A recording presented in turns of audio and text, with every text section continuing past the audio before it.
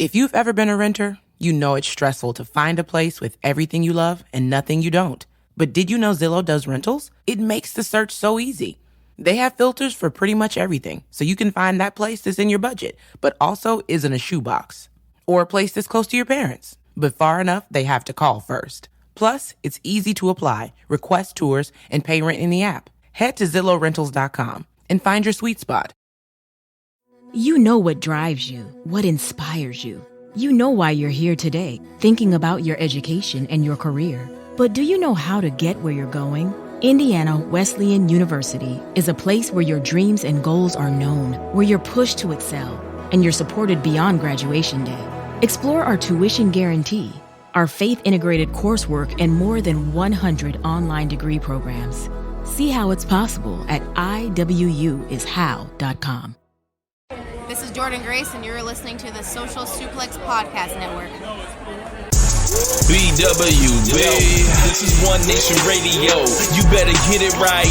Rich Latta, James Boyd came to give them life. The Blackest Wrestling Podcast has come to kick all ass and drop it 6 feet if they kicking trash. Word, let me welcome y'all to something different. And if you dig it, man, you should let some friends listen. We be getting it in, this on the regular, dude. Ravish and flow, but this shit rude. See, James don't rap, so I had to break it down. The whole network, man, we coming for the crown. Raps in the columns, I keep them both covered. Making the beats too, so the listeners can bump it. Hit us with the rating, yeah, I'm saying it's a 5. Before you hit it, talk, bob your head side to side. It's One Nation Radio, and this is the beginning. It's Rich, and I'm here with James. It's time to listen to One Nation. You got to unleash the power of the pyramid. This is Mike Sempervive from WrestlingObserver.com. Check me out on Wrestling Observer Live every day. And also check out your boys, Rich and James, on One Nation Radio. This is Kenny Omega. We're listening to One Nation Radio. Check it out, guys. These guys know what's up. Big Kenny Omega fans, and that's all that counts to me. Goodbye and good night.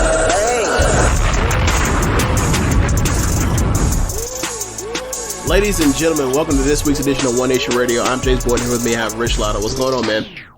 Not much, man. We got a lot to get into today. Glad to be here as every week doing the best podcast going today.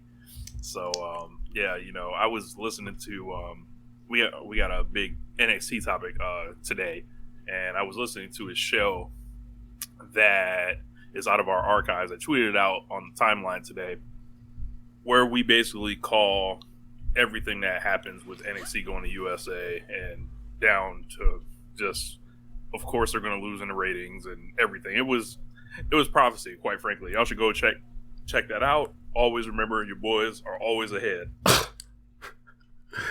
All right. Well, I guess we'll talk about that when we come back to it. But I guess we start with a personal thing for me. Bobby Bowden, the patriarch of Florida State football, passed away over the weekend. He had been announced that he was terminal about a week or two ago, so it was just a waiting game. And I don't know where to even start. Like, Florida State football is the program or sports team that I have loved more than anything else in my life, and I owe that to him.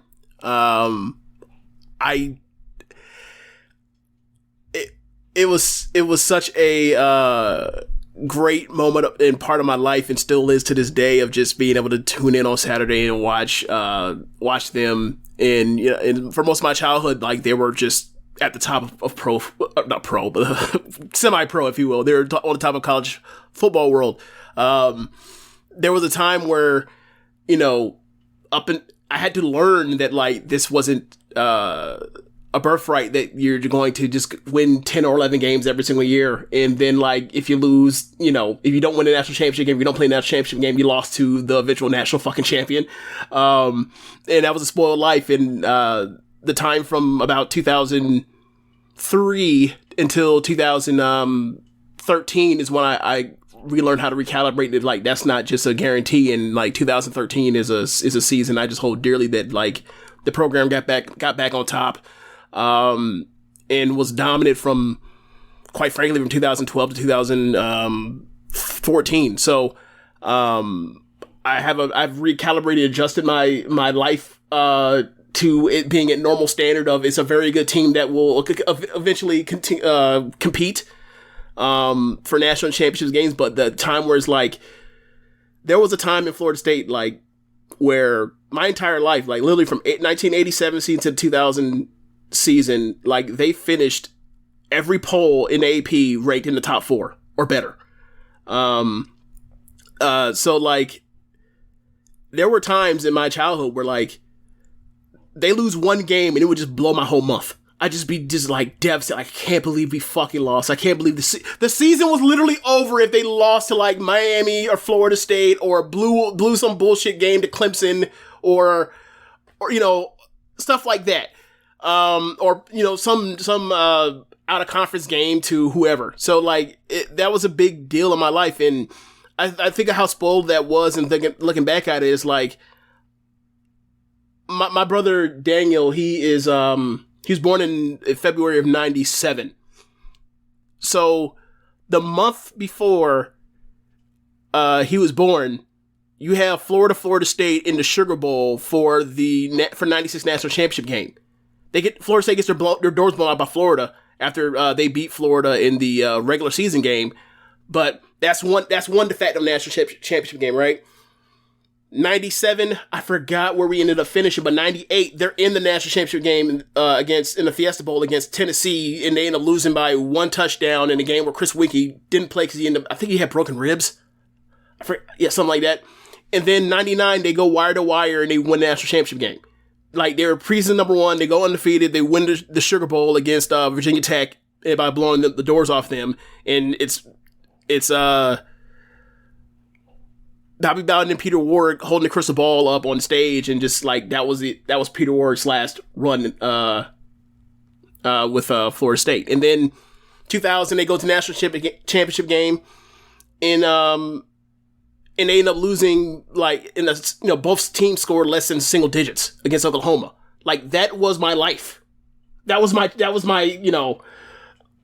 up until like basically like my late childhood up to preteen age, like that was my team. And then, then you have the losing 5 games in 4 years to Miami, and things changing in the college football landscape to where Florida State's run of success was unsustainable unless they changed, and they changed late to it, but eventually they changed. But just what he built was just like something that stands the test of time, because it's never going to be fucking done again. 14 AP top 4 finishes will never happen. Like, the closest you have besides Florida State in that run is 7. Like, Clemson on his current run is at 6. Mm-hmm. You think that was going to go finish in the top 4 8 more times straight? It seems very hard to do. Yeah. Like, the best that Saban ever did was 4 years. Like, that's how hard it is. And this is Saban that has won, how many national championship games? 6, 7? Yeah. At Alabama? Like, Alabama's been dominant essentially since like 2009, it feels like. Yeah. 2009 champions, lost in 2010, 2011, 2012 champions. That's 3 right there. Won the 2005 championship, or the 15 championship, lost 16 to Clemson, won 17, lost 18 to Clemson, 19, LSU won, and then 20 they won. So yeah, they've won 6 titles. Wow. In that run. They weren't that sustained, like, and they finished 7th in AP poll a bunch of times, or worse. So, like, there was a thing where, like, they were the lovable losers, or they were just, like, they were always contained, they would always be great, and then they will lose on a field goal, or a bad miss field goal to Miami, and then Miami go and win the national championship game. And then 93, they broke through and won. 99, they ran through and won. But that consistent run of, like, they were always in the hunt.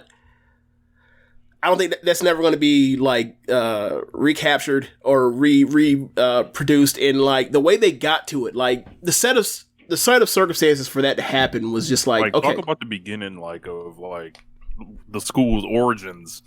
Oh, okay. Well, so let's talk about where Florida State is right now, and then I'll double back to explain what made it so special. Mm-hmm. In this era of want to in fandom, in boosters, in big money, in the fraud of amateurism. The Florida State is far behind a team like, or schools like Clemson in the South. Let's say the South particular, right? Clemson, Georgia, Alabama, LSU, Florida, roughly Florida. Florida's still ahead. The reason why is because Florida State was a school that was originally a all-women's college. So you look at generational donors, they don't have that donor base because of sexism and the patriarchy. They don't have that contributing base until I believe the 60s when they started having men. So from that perspective, you start from there. You start from the perspective of he took the job in 76.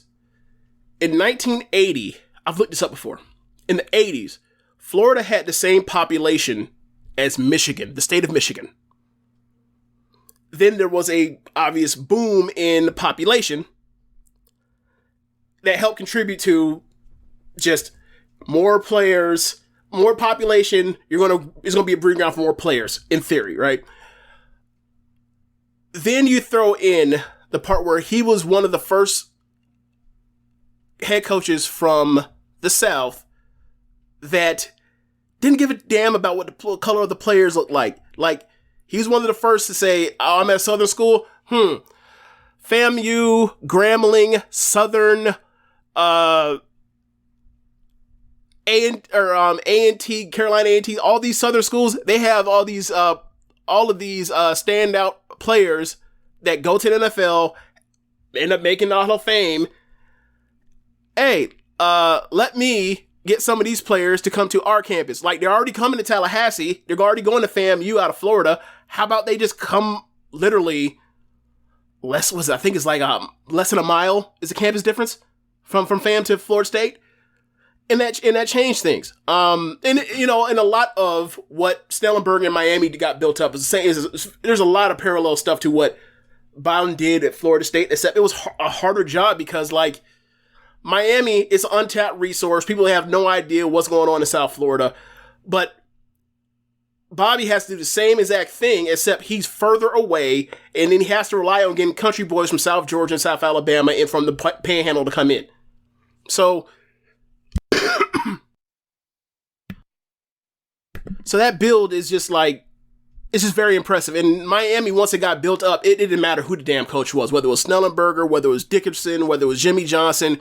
The players are right up the street or right up the interstate or whatever, a couple miles from campus, and you just get them. Whereas Jimbo Fisher over the years and Bobby, they had to get their asses to go to all around and hover around and get talent. Like, Tallahassee's not some football haven, right? Like, it's not South Florida, it's not Atlanta, it's not Louisiana or New Orleans, it's not Houston. So to venture out to go into Valdosta and below and go get players over the years out of Georgia, like, that's a thing that doesn't even happen in Florida State anymore. Like, Georgia has shut that down. They're all going to Georgia and Alabama. And like even when it was up and running, like his idea of like being able to recruit nationally because of the brand of the 90s and how big they were, like to be able to go into Louisiana and go get a Warwick Dunn, who became, like, quite honestly, maybe the greatest man that that program ever produced. It's just a person to help change lives with, what he did once he's in the NFL is like being a dude to get big contracts and, amass 10,000 career, yards, as a rusher in NFL. And then, like, from day one, like once he made some money in NFL as a first round draft pick, to be able to, like, because of his tragic upbringing, where like his mom was a police officer, got killed on duty, and then like he pays for down payment of homes for like single mothers, like every single holiday season. Like, that was the thing he did from day one. Once he got drafted by the Bucks. So like, to reach out to do that, to go into junior college and go get a Walter Jones, to be able to like go across the country and go get a Chris Ricks, even though it didn't turn out that well, but like at that time he was like the top quarterback in the country. To go get a Lorenzo Booker out of St. Bonaventures in California, like that became a national brand. At that point in time, like in the 90s, like once Miami got on probation, like that was a school to go to. And everybody talks about the spear on the helmet and the tradition and, you know, white guys in red face throwing, dressing up as Chief Osceola and on a, you know, and coming down and throwing the spear and intimidation and speed of Florida and like his innovations of like just being for his time a very aggressive coach. Like the amount of trick plays he ran in the 80s to win games, like there, I mean, the punt Ruski, all that kind of stuff, and like on defense, like because just being able to say, hey, we are focused on speed, like power and size is cool, speed, be the first to the ball, like the aggressiveness of like saying, hey, we had a Deion Sanders guy, he's really good. Hey, Terrell Buckley, you want to be next Deion Sanders? Hey, you're going to opportunity. You're going to come out here, you're going to play man coverage almost every fucking possession. We're not even with one single safety help, like playing robber one, like almost 90% of your plays in the 90s. Like that was a huge advantage to get people to say, hey, we are cool, we are daring. And to have him be that big, like the face of that program and be just like gregarious personality, this Southern charmer. Like, I'm sure you've heard Bomani Jones talk about this. Like there are a few people, celebrities that like you meet them. And for most people, you meet them and like you become, when they're with you, you become like the sole focus of their attention because their intent is for you to feel good about meeting them. And they take pride in that. Like he talks about that with Rick, he's talked about it with Ric Flair, he's talked about it with Charles Barkley. Bobby Bowden was absolutely one of those people. Mm-hmm. Just from the speaking engagements, like, and when people talk about him from a personal, met this person standpoint, everybody talked about how nice it was to meet him and how they had a smile on their face, how charming he was. And he absolutely was that. Like, there are so many, people talk about Yogi Berra and talking about Yogi-isms. Bobby had plenty of them. Like, when so in terms of Bobby, there was also in the 90s, there was the Florida rivalry. So there's also Spurrier. So like just at that time growing up, like seeing coaches trade barbs back and forth and not like say anything to where like, it was just like, it's going to start a fight when the teams both get on the field, but just like coaches throwing barbs back and forth in a fun meaning sense. Like that doesn't happen anymore. Like, Spurrier talking about Free Shoes University, and then Bobby saying like, "Hey man, like I'm trying to find where our players get discounts. I'm trying to get this out too." Like that doesn't happen anymore. That kind of jokey joke, like these things have become too professionalized to where that could even exist anymore to get those kind of quotes. So that also goes back to like the personalities of the coaches, and he was one of those at the forefront of that time to where like that doesn't exist that much anymore. Like, who would you say was, like, the biggest outspoken personality amongst the coaching scene in college football now, Rich? Who would you say? I've got two people in mind. Fucking Orgeron. Yes, okay, fair enough. And fucking Mike Leach. Yes. But, like, you think of Leach. Leach has never even gotten a job to even be, like, we know Leach from when he was, like, a crazy assistant coach, offensive genius, at these small schools where he can have success at limited because he's, because of what he's done and implemented into his system. But like, they're never going to let him get some, I don't know, a Texas or some big job like that. Like, nah. But Orgeron's absolutely like, and think of how much fun we had with Orgeron 2 years ago. Yeah. Just cause he's country. And right. Country with the accent, we barely understand what the hell he's saying, but the players love him to death. Like back in our day, back when we were kids, like we had like Phil Fulmer, we had Spurrier, we had Bobby Bowden, and we just had a slew of coaches. And then like with the SEC, with like Gene Stallings getting in and out, winning the national championship at Alabama, and then getting thrown the fuck out like 3 years later. Like we had a bunch of that, but that doesn't really exist anymore. Like, I mean, Saban is just straight laced. Like, he gets fired up at times or whatever else about whatever little small injustice he believes happened that day, and he gets pissed off and he moves on. But that's it. Like, that's not really much of a personality that, he's angry. Like, okay. Like, we have fun with Dabo when he loses. Yeah, that's true. Because he talks a lot of cash. He talked a lot of cash, and that's a lot holier than thou And then a lot of it is at the expense of like, what would be the betterment of his players. Like, remember a few years ago, and he's like, if the entitlement is going on. If they're gonna start playing players, and I might find something else to do. Well, they're paying players now, and I see you still collecting that like $8 million you're making. So shut the fuck up. Have a coke and a smile and shut the fuck up. But yeah, man, I'm just gonna miss him. And like the amount of people he put in the league, I can't even go out saying like he's put Hall of Famers in the league, multiple time Pro Bowlers in the league, first round draft picks in the league, all that. Like I remember.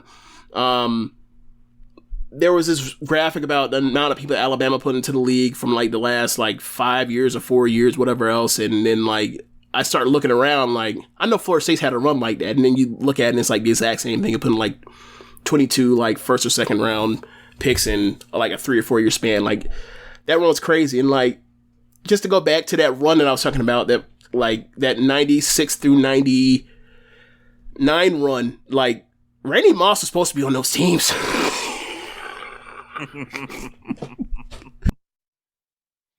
But he got kicked off because he was on probation for any test spots for weed. Like, so like, just think about that. Like, imagine like, hey man, on offense in 1990, let's say 1996, you can trot out Work done, Danny Cannell, who actually played in the league. Backup is Winky's not there yet. Starting quarterback's Danny Cannell, who all conference quarterback, made playing NFL for a number of years. Work done, amassed 10,000 yards rushing in NFL. Lavernius Coles, Pro Bowler in NFL. Peter Warwick, number 4 overall pick in the NFL draft. Randy Moss. And Walter Jones. I think Walter Jones might have got like a man with an award named after him. Like, yeah. So yeah, Randy Moss. That's right. He is the punt return guy. Yeah, that's right. So like that is the kind of talent that was walking through Tallahassee at that time, at the peak of when this thing was up and running, and like that was like great memories of my family and me. Like when I had my cousin Twan, who went there in '95. Of just like falling through all that, and that was just a great, like, 99 was her senior year. And, you know, it'd just be funny to hear like Alex, or her brother Alex, and like when they would lose a game on campus, like how down it would be for like, cause the season was done. Cause they were like, oh, well, national championship game is kind of out of the question now. We might be able to sneak back in there, but we'll see how that goes. Like, there used to be a thing where it's like, they were that good for that long and that sustained excellence, but like, it's just the run to get there where it's just like in the 70s, 80s, we're building up and like we'll play anyone, anywhere, anytime. You can't do that no more. With conference schedules and all that kind of stuff, nobody wants to play non-conference unless you're Alabama or you're in the Big Ten. Like going to play Nebraska in Nebraska like 3 or 4 times in the 80s. All road games. You never get a home game. Go play LSU like 3 straight years. All in Baton Rouge. No home game. Go to Notre Dame. No home game multiple times. That's never gonna happen no more. But yeah, like what he built, you know, Miami and Florida State, like the last 2 powerhouse programs of the last 30 years. Like there might not be anything else that comes to that. Like if you want to say Clemson, sure, but Clemson had won a national championship game in like 80 or 81. But like build a football powerhouse, basically and got it out in the mud. I don't think it's ever going to happen again, especially with the consolidation that we're having with these conferences. Like it's going to be real hard to do. Labels. Yeah, it's going to be real hard to do. But I think I'd be remiss to say that like if I didn't say that like the end. At the end, I didn't want him to ever leave the program or be forced out. That ultimately ended up happening. I figured that I thought that if it's something he built from himself, that he should be able to walk away whenever he wanted to. They decided otherwise. He says that he wanted to stick around 1 more year to get it right before leaving. I don't necessarily believe that now in retrospect, but that's what he was saying at the time. They changed over at the right time. In like the end of his life, he was. And quite frankly, a lot of it was like, I thought that like it's gonna be a situation where he was so dedicated for so long that this would be a situation where like he leaves and he dies. soon. Like, it's one of those things where, like, I lost my reason to live. And luckily that didn't happen. Like, his last season was 2009. This is 2020 season just ended, and now he's passed. He was around. At first he wasn't around often, but then eventually he would come around with Jimbo. It was the thing of like, I don't want to be over there to overshadow him, which I do appreciate and all that kind of stuff. But he has a statue out front. Like, you know, like it's Doak Campbell Stadium, and the field is called Bobby Bowden Field. I don't know how to get to this, but you know, his politics have been mentioned like towards the end, like especially last winter when he, you know, talked about his support for Trump. And quite frankly, like, that doesn't surprise me. If I had told you a dude that was born in 1929 or 1930 from Birmingham, Alabama, that went to the University of Alabama as a quarterback and running back, transferred to Howard College, which is now Sanford College. Like, if I told you that, what would you think? And became a head football coach for college football. Like, yeah, I think he would have been a Republican. I don't know what to do with that. His players loved him, and that's all I can really do about that. But it does say something that at this time, what was going on, like, you know, I don't know if he didn't talk to his players or what, or whatever he felt, but he was a devout Baptist man. I don't know, man. I don't know what to speak on that, but like, it was something that needs to be talked about. How at the end, like, he let it be known, like, he was MAGA. So that part sucked, but like, I'm not gonna let that part like ruin like what I loved and what he brought, what he gave to me for most of my life. So that's kind of where I leave off on it. Right. And you know, we always talked about it on this show, like, life's about trades a lot of the time. It's like, sometimes you got to trade something off for either your happiness, your sanity, your whatever, because it's like, it's really hard to live a life where you have a hard line on everything. People are human. So, like, you know, I'm a huge Chris Jericho fan. Right. He's obviously been in the news the last, like, year and a half. Every time I see it, I'm like, fuck. Like, but at the end of the day, I'm like, it's Chris fucking Jericho. Like, I don't know what to do with it. And I'm shocked. And I'm like, you look at his life and you feel like it doesn't make sense. And then you're like, maybe it's not for me to understand. Like, yeah. And, you know, life's about trades. You know, he may, like, have, you know, he may have something to where we'll take it from him. But not everybody else. Yeah. And one thing is, like, my entire life, like, think about it. He died yesterday, right? Yeah. He died yesterday at 91 years old. So that means, like, as long as I've known him, he's been an old man. He's like, in the 90s, he was in his 60s. Right. Like, when people were talking about, when there were talks about him possibly becoming an NFL coach, because people actually did that or whatever else, and he decided not to. That was in the 80s. Like, he's older than Joe Gibbs by like a decade. I'm supposed to hold it up against an old white guy from Alabama, like, that of you know, like, maybe I should, maybe I'm being naive on that. Maybe I should say, like, hey, like, you were encountering all these black people in your lives. No one ever was able to, like, explain to you, like, how this is. But it's like, what's the point? I know what it is. Like, this happens for tons of head football coaches that are, most of them are conservative white guys. Yep. So, like, if you want to get into that part of it, we can do it. But, like, I don't have that much of it to go on with his political views other than, like, he's a Christian conservative. I knew that. I've known that for, I turned 34 this year.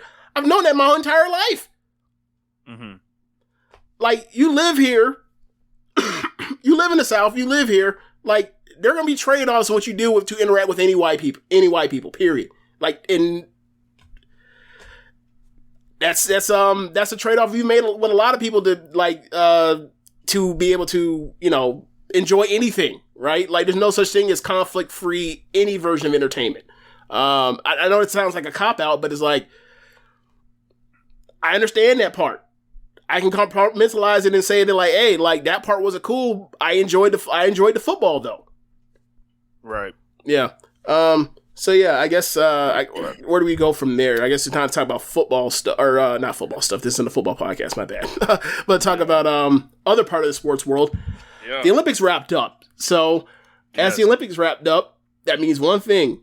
There was international basketball that was had before this was all said and done. Now, while we last left this off, I believe we had lost to France, right? In group play? We lost the opener in group play. Yeah. We have since won the gold medal. Yes. So you watched this. I did not. What were your thoughts on this particular Olympic run? This was so up and down. I'm very happy for this team because they seemed to be embarrassed by that first game. And they were like, this can go one of two ways. We can be 2004 or worse, or we can still do everything we came to do. And from that game on, they just started defending. They started like hitting threes. They started jiggering with the lineup a little bit. And Durant just became like, who the fuck he said he was, or who everyone thinks he is. Kevin Durant was Kevin Durant. Correct. And it's like, he's our all-time leading Olympic scorer now for men. He's the greatest U.S. Olympian ever, like for basketball at this point. 3 gold medals. Do you want to expand that out to the women's side too, or just men's? Just men's. Okay. Cause I'll say just men's, just because Diana Taurasi and Sue Bird just won their 5th gold medal the other day. I saw that. And the best part about it was how they said how much they loved it. And keep in mind, like, these are freaking college teammates, right? Yeah. And then they hugged at the end of it, and then Taurasi looked in the camera, pointed and said, "See you in Paris." So like, Taurasi is 39, so that'd be 3 years from now. They could realistically do that. That could go for 6. I think she could. Sue said she was done. Oh, okay. I didn't know that. That's Sue said sad. this was her last Olympics. That's sad. But as far as Team USA, they started defending. They really like went the fucking hard way for this one. So like they lost that first game to France, right? So they had to beat Iran and then the Czech Republic to even qualify for group play. And then the group play matchup, first round, who do we have to face? Fucking Spain. So we were able to beat them. And then who do we have waiting for us? Patty Mills in Australia. So you already know what that was. They beat us too in the exhibitions. And then we came back and just, beat them. And then in the now people want to talk about redemption angles and arcs and shit. That's what this was, all in one, because France was waiting for us in the last game, and it was like they couldn't do nothing with us. Like it just came down to it, and they weren't lights out, or there was no one going lights out like last game. Like no Fournier going, torching us or anything like that. And it was just these guys having a whole lot of fucking pride and hearing what people were saying about them. And I'm glad that they got to shove it up a lot of people's ass that weren't rooting for them in good faith and criticizing like I was, but the people that were desperate and wanting them to lose for, because their Black Lives Matter. Yeah. For their own selfish reasons. Like, that's why I'm like, that's why I root for Team USA basketball so hard every time, like men's and women's. And like, I was sad to see our soccer team lose. The women's soccer team lost to, I forgot who they lost to, but they were silver. I saw some fucking shot from Rapinoe at like a highlight today. I don't know how the fuck like this happened. So she made a goal off of a corner kick, and the ball like looped in an angle like over the goalie. I was like, I've never seen no shit like this in my life. So. But yeah, I'm very happy for Team USA. I said a lot. I was very like worried about them. Me and James talk about like about 2 years out from every Olympics. We're like, all right, like who's the lineup that we're gonna send out there next time, and stuff like that. And like you know, Durant is right in a sense. Like they say, you know, the world is caught up. Everyone always says that. It's like they really haven't. Like it's just like, do our guys like want to, like, do we want to keep sending our best? Right. And I don't know if Durant's going to play again. This may be his last Olympics, but he definitely throughout this decade, like he's owned Team USA basketball from 2010 in Turkey. You know, the first time he showed up and he was fucking killing people, and we're like, this man's built for international ball. The 2012, and they use that to spring forward into the next season too, right. NBA season that year. I remember that. And in 20, like his he had 30 points in a gold medal game in 2012, 30 in 2016, and 29 in you know, this past one. And it's like whenever we've needed him internationally, like this last decade has been Durant has owned this fucking like thing, essentially. Like LeBron was there in 2012, like Durant was right there with him, like scoring tons of points. And he essentially like succeeded Melo, who like in international play is a fucking dog. Like I don't know why it like favors him the way it does, but everybody knows Olympic Melo is like, you know, another fucking that's another guy. But yeah, very proud of this team. Very proud of them representing the country and not embarrassing us themselves.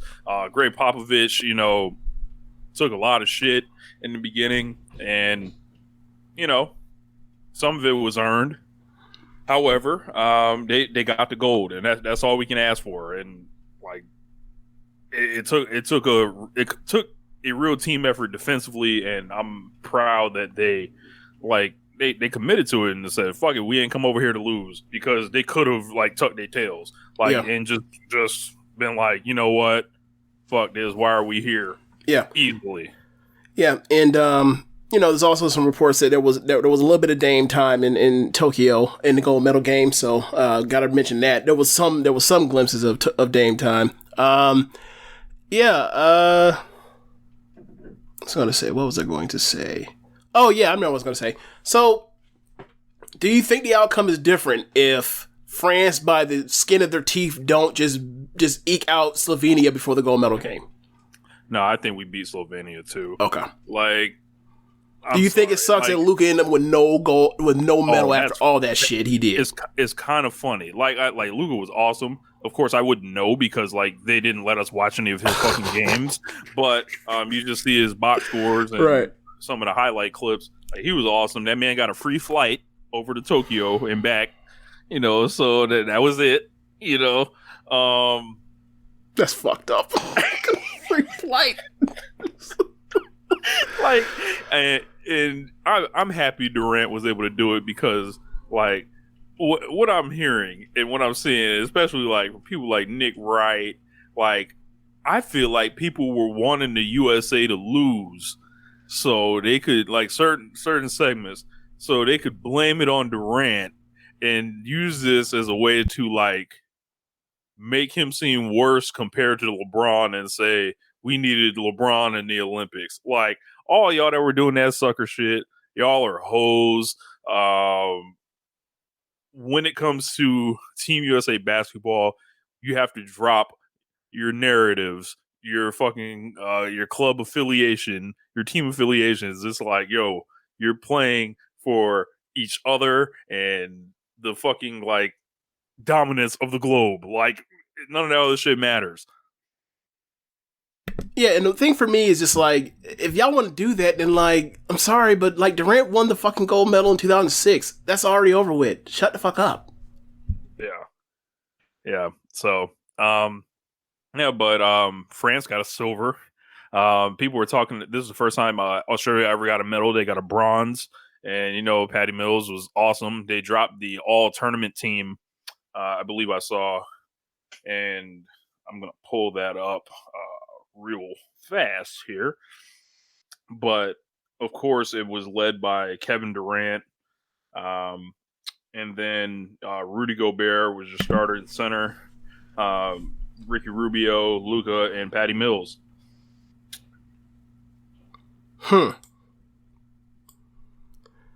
Patty Mills. Quite unstoppable in international play. Like, yeah. Just wait till the finals. It's just gonna be. They're gonna put a Boomers jersey on underneath him. I can tell now. Maybe. Look, actually, you don't even need that because whatever he's gonna be wearing, he's gonna be wearing white and black. So it's gonna be like he's wearing a Spurs jersey. Like yeah. So like, look, man, it's the finals. It's gonna be presumably against LeBron James. I already know how I've seen this movie before. He could have became a Laker. That man said, "Hey, no, no, I'm good. I know what I'm here for. I'm here to make LeBron James' life hell 3 points at a time." Oh man, do we need to talk about that? About the two labels thing? Sure. Oh man, the Lakers. We haven't talked about the Westbrook trade, have we? We haven't.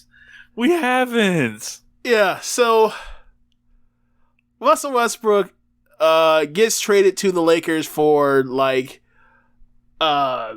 Kuzma and KCP and Montrezl Harrell and what, like a draft pick or two, something like that. Yeah, I don't know where they be getting these assets. I thought we traded them all off. Well, remember, like when you trade with trade off, like because of the Magic or the that Cleveland trade with the Lakers that ended up netting them James Worthy. You can't trade draft picks consecutively. The rule. You have to trade them every other year. So, like, the Lakers had every other year of their draft. They basically said the other half, y'all can have that a little bit. You know, here you go. I think it was less than that. It wasn't like, the next decade of draft picks are going, but it's something like, I think something like 4 of the next 6 years or whatever. Lakers draft picks belong somewhere else. But yeah, Russell Westbrook is on a team with LeBron James, Anthony Davis, and also added to the team was Carmelo Anthony. Who else? Dwight, Carmelo. That's right, Dwight, Carmelo. Kendrick Nunn. Yep.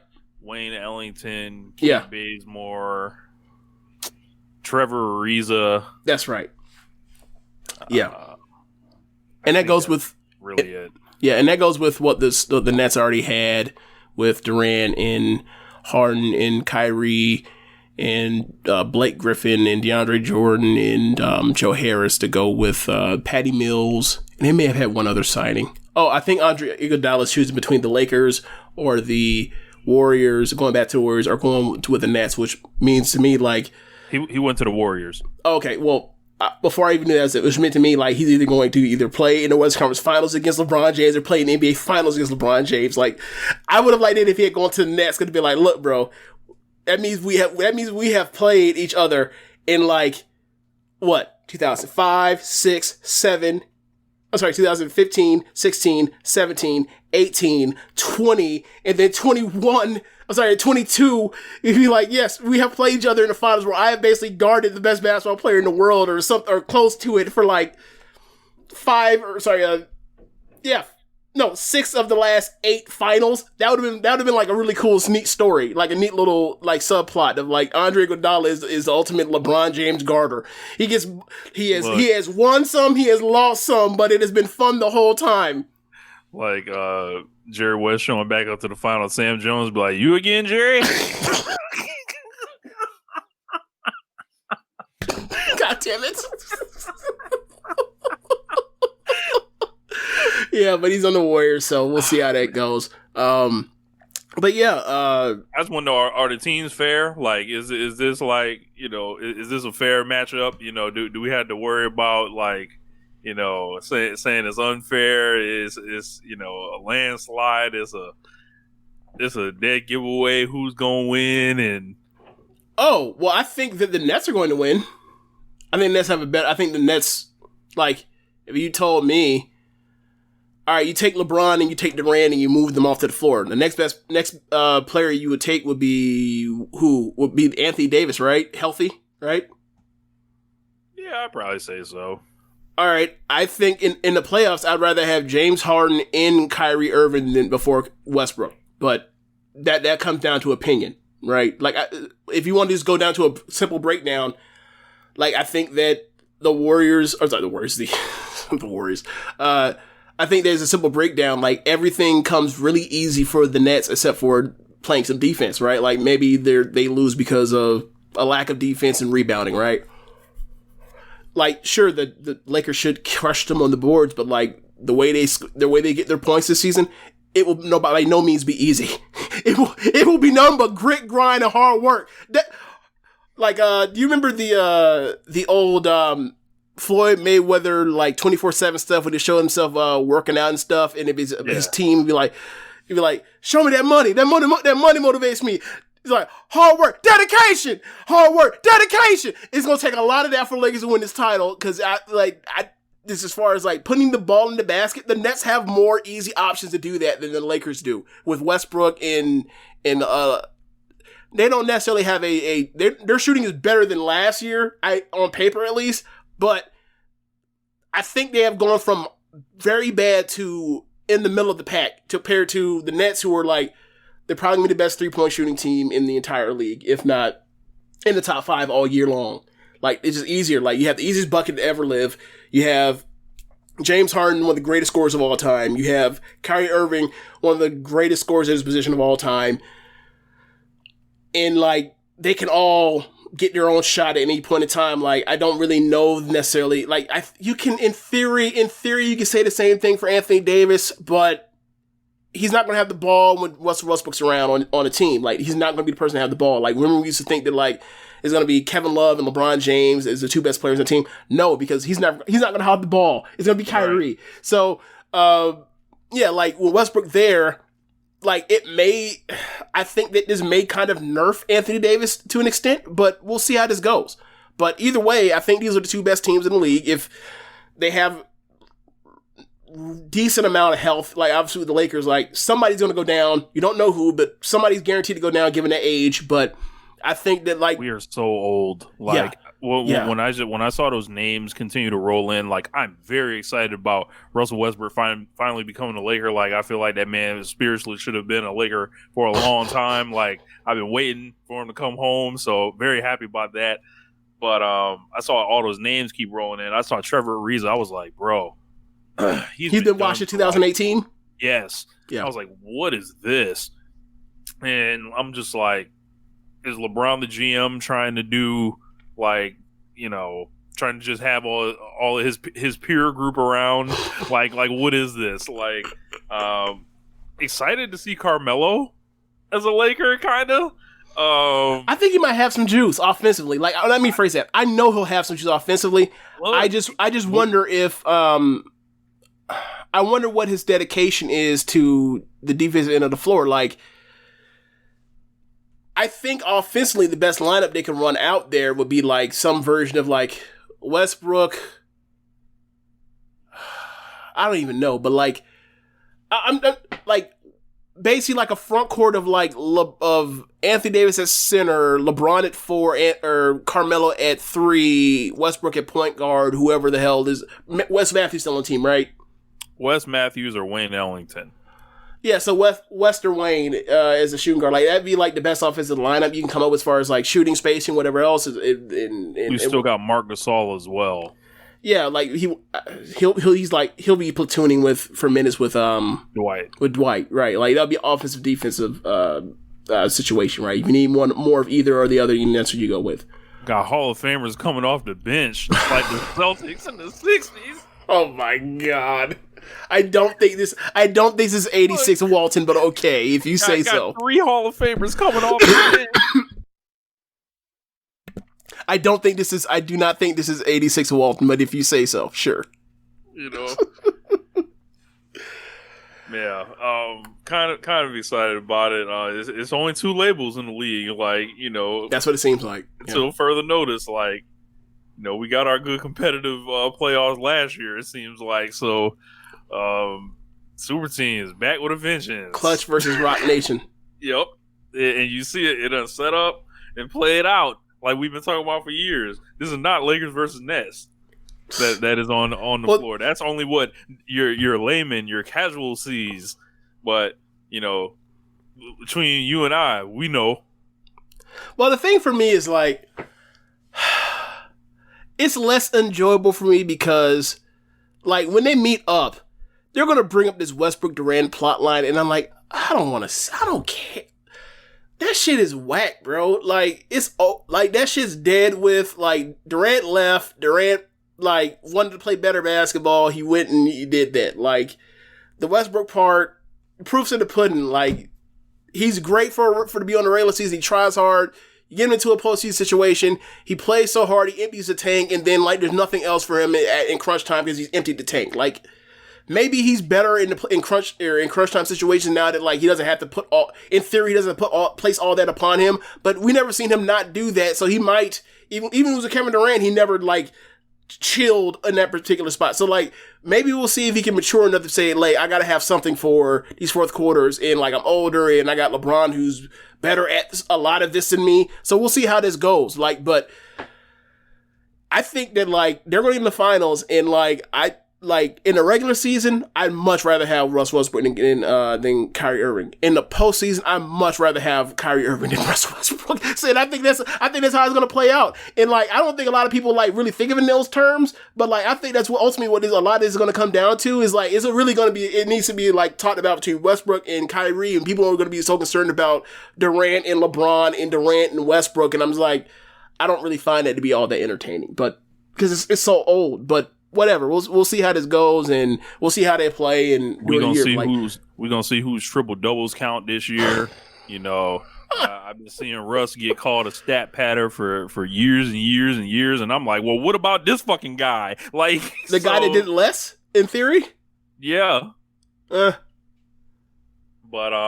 yeah, it's gonna be real interesting because, like, man. Like we know when people talk about the stat pad, we know Westbrook is usually getting blamed for stuff, but like that LeBron media blame for his teammates when they quote unquote fail him, like, oh man, that's gonna be interesting to see if that happens. I wouldn't necessarily say if it happens. I think it will happen because, like, Westbrook, that's Westbrook's game. Like, I think the best game I've ever seen Westbrook play was that Game 4 of the 2012 Finals, where he, like, sets the record for most baskets made in a Finals game, and then, like, at the end he, like, throws up he spits up on his jersey and, like, coughs up the game at the end. Like, there's just something that happens with him where, like, crunch time situations in the playoffs or whatever else, it just doesn't, for whatever reason, doesn't manifest. And, like, I think a lot of it is, if I was going to actually make the intangible reason for why this stuff happens tangible, I think a lot of it is he plays so hard. He doesn't demonstrate himself to be tired in the traditional way that other people get tired, where you see, like, Giannis exhausted. You see LeBron exhausted. You see Durant exhausted. You see that dude standing up straight, breathing fine, but, like, his play just, like, tails off in crunch time at times in playoff games. I think that's the tell for him. And, like, we'll see. Like, hopefully, like, something changes, because I would like to get off the dude's back. Like, I hate to have to harp on the fact that it's like, yeah, he's great for 44 minutes. Like, that's not necessarily fun. Like, I want to be on the side of y'all when y'all talking about all these fucking breakaway dunks. But it's like, the point is to win. Like, so, like, for me, I would like to see that change. Like, I would, like, quite frankly, like to see, like, a really good finals where I'm not saying, like, yeah, one team lost because one person just, like, went rogue. And, like, that's what this finals could set to be, is like, Kyrie Irving can go rogue, Westbrook can go rogue. And so it's like, I want to do one of these. I hope both teams play well. I hope both teams make it. I hope both teams play well, and I see some great basketball. I don't have to scapegoat not scapegoat, but have to say somebody blew it for the other for their teammates. Yeah, James Harden can blow that shit too. So he could, in theory. He's had a lot of playoff stickers. That's true. Yeah, but yeah. So time for basketball. Or I keep saying basketball. Time for actual fake fighting. No, it's not. It's Dipset versus Lox. Oh shit! It's more pop cultural shit. That's what we found. All right, Rich. This is your beat, because I did not watch this, even though I wanted to get to it. I just never got around to it. Man. So it's your turn. It's your time. So Dipset versus the Lox. Man, this was a demolition. Wow. And, you know, just thinking about who you think is going to win ahead of time. I'm like, oh, all right, I think I'll take Dipset, whatever. That's what I thought off, you know, just thinking about it, is thinking like, all right, well, I think that this is, you know, versus more or less popularity contest, and I think that Dipset has, you know, done more as far as making, you know, hot records people remember. Then I forgot that Jadakiss in these versus things is different and has all the timing, the responses, the rebuttals, and quite frankly, they had the streets. And like they were forcing Dipset out of their comfort zone. Like when Jadakiss was basically saying, y'all niggas ain't no real MCs. Like y'all over here doing karaoke over the top of your vocals. We over here rapping.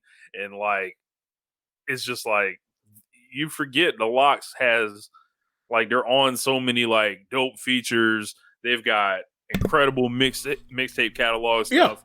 Yeah. Dipset, their track listing was all fucked up. By the time like the official battle stopped, there was so much shit they didn't play. Whoever their DJ was should have been fired. But you think the DJ was out there playing anything that they didn't want them to play?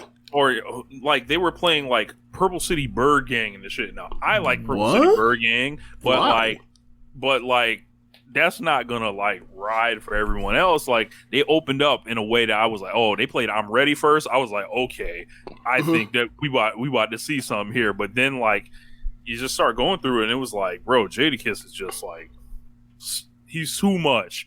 Like and like Cam was trying to save like the team in the middle, but Jewels was an absolute zero. They didn't play mic check. They didn't play like a lot of stuff like Dipset did.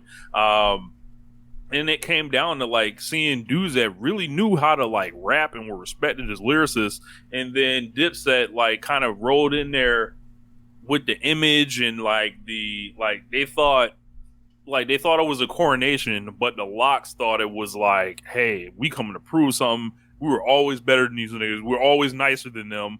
And like I said in the group chat before, people didn't necessarily ever compare Dipset and the Lox when I was growing up there. Like, no.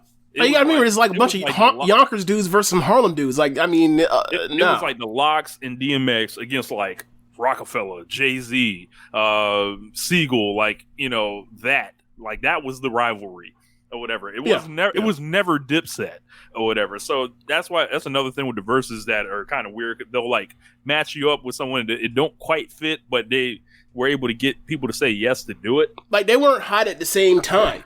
Right. Like they were let's say that like, okay, because Cam was around in the 90s, right? But like, let's say like the peak of Cam is like Rockefeller Cam, right? So like that's really like 02 through 2000. Purple Haze was 2004 or 5? 2004. 2004. Yeah. So basically, let's say like from Come Shop With Me to what's the shit called? Diplomatic Community 2, right? Like, that's pretty much like the run. 05, yeah. So like the Lox is like in the Rough Rider shit where they're like on like all those like Rough Rider volumes 2 and 3 or whatever, and like that is. And they're on all those features, and they got shit with Mariah Carey and like, right. And like and like Jadakiss as a singles rapper was like huge in like 2001. You know what I'm saying? So like, yes, they're both 2000s New York acts, but like their runs, like the peak of their powers were like one was hot and then the other like kind of subsided. The other one got hot later on. Like they weren't like the two hottest New York groups at the same time. Like they're like there's not that much overlap, to be quite honest with you. So like, yeah, I agree with you from that perspective. Yeah. And like it really came down to Jadakiss being a far better rapper than everyone on the stage. Yeah. I mean, there's also like, look, like no disrespect, but like Styles P is a way better rapper than the other 4 people too. Yeah. Like, and it was just like incredible like presence. Like the Lox are actually a group. That's true. And Dipset is like, that's Cam, Jimmy, and Jewels, right? And it's like they're taking turns doing songs. They're doing a couple of songs they got together. I think they would have benefited from like bringing out second string dudes for like 1 or 2 songs. Bring out Hell Rel. Just bring them out as a surprise. Bring like Hell Rel, JR, and like bring them out and let them do like the Pit or something. And it's like, oh, okay, we reaching for like a deep cut here. I think people would have liked that a lot, but they got stuck playing the wrong songs at the wrong time, talking the wrong kind of shit, and it was just like immediately, it was like, you ain't got no anthems from New York, and then Jadakiss drops fucking New York in his verse. Jewel was talking about, y'all ain't got no songs for the ladies, and then they run off like 7 straight songs like the Lox. Ride or Die Chick and all them songs they had with fucking Eve that Timbaland was doing beats for. Nah, bro, they kind of do. Yeah, it was a bad night. If you were a card carrying Dipset fan, like it was a bad night. It was like, yo, this dude Jadakiss is different. This man's 2-0 in these. Like he did the same thing to Fab essentially, but this is worse than what he did to Fab, because like you would have thought that would have been a lot more even, but like Jadakiss, like they're not playing. Like when blood pressure comes on, like it gets different in there, man. Like my question for you is, do I need to go back and watch this so I can see Jada and Styles do We Gonna Make It? You have to see all the memes. Like We Gonna Make It was at the very end, right? Okay. And it was like inconsequential to the battle. Really? Like the battle was over. It was like over like 3/4 of the way through it. Wow. Or whatever. And it was just like, yo, like what are they doing? And then like all the crews are on stage and everything. Like it's wild. Like there was one point like Cam like kicked Styles or some shit. Like there was almost a fight, but they didn't want to fuck up the money. Like there was just a lot to do here. But as a James, like as an East Coast hip hop connoisseur, it was a great night seeing that stuff. And I think people like necessarily don't know how great Cameron is, because like I saw a switch like flipping him where he knew they were getting dusted at one point, and he was like, all right, I gotta really like come with the energy and all that. And then there was a one point he tried to freestyle and he fucked up and he got booed or whatever. And it was like a real short thing. It wasn't like people were gonna tweet about it and make more jokes about it than it actually was.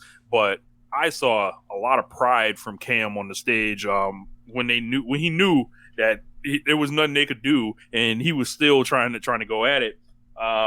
Jimmy and Jewels is just like kind of hanging out on for the ride.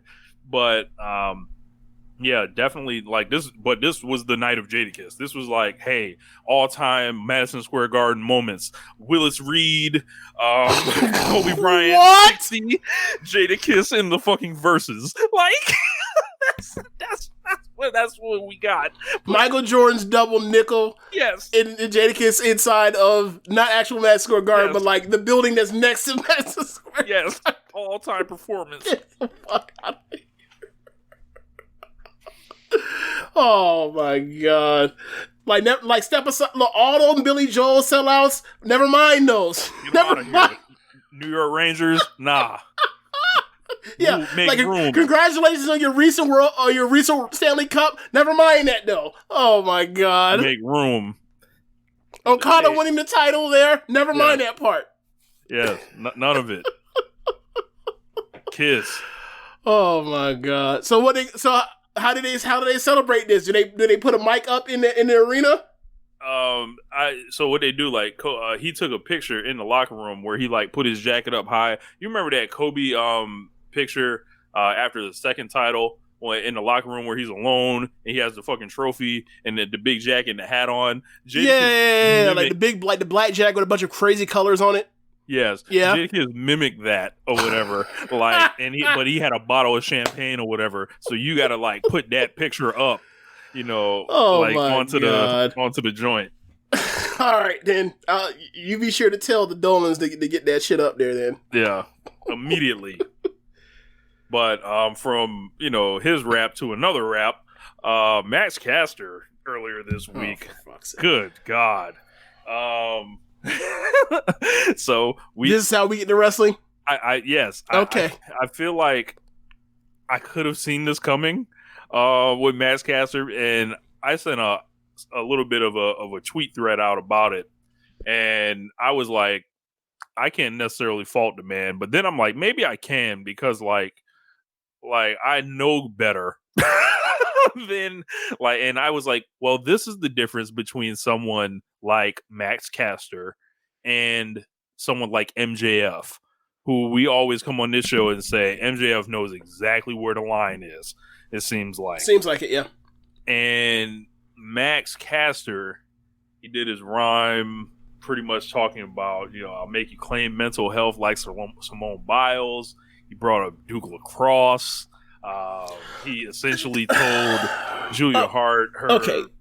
Yeah, the Julia Hart. Okay, so How old is Max Caster? And he's 30-something? Yeah, he's 32. Why are you talking about like a 19-year-old woman's vagina? Like, what? So, like, that's one. Two, the Duke Lacrosse line. That's the worst one for me. Like, okay, I'm like, so what? I'm like, I wouldn't touch that one with a 10-foot pole. Because it ultimately is like, look, man, that's one of those famous trials where people don't really remember what exactly happened. Like when people talk about like Ray Lewis, for example, right? Like when people are like, oh, Ray Lewis is a murderer. No, he snitched on the murderers. But like when people talk about Duke, I was like, nah, like they were assholes, but they absolutely did not rape that woman. And the DA also but like prosecuted people that were not at the time. Didn't like, that was not something that normally gets charged, but because Duke Lacrosse, that team had a reputation for all those years of being, you know, those assholes like that, you know, once you throw in, you know, a bunch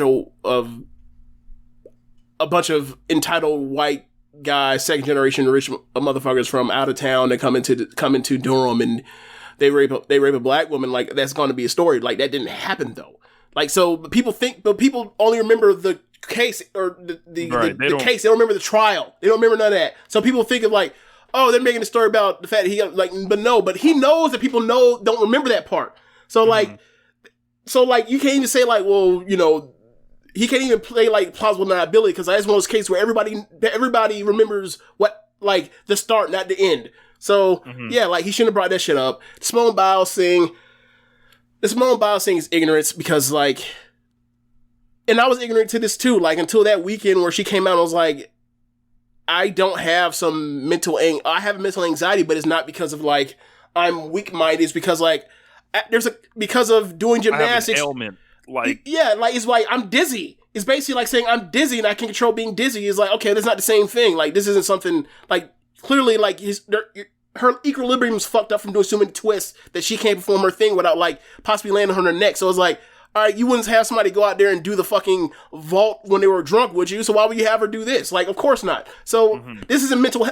It's mental health, but it's a different kind of mental health. Like there's chemical imbalance in her brain that's like literally making her equilibrium fucked up. So like that's not even the same thing. So all of that stuff is like, hey, bro, maybe you shouldn't say any of these three things.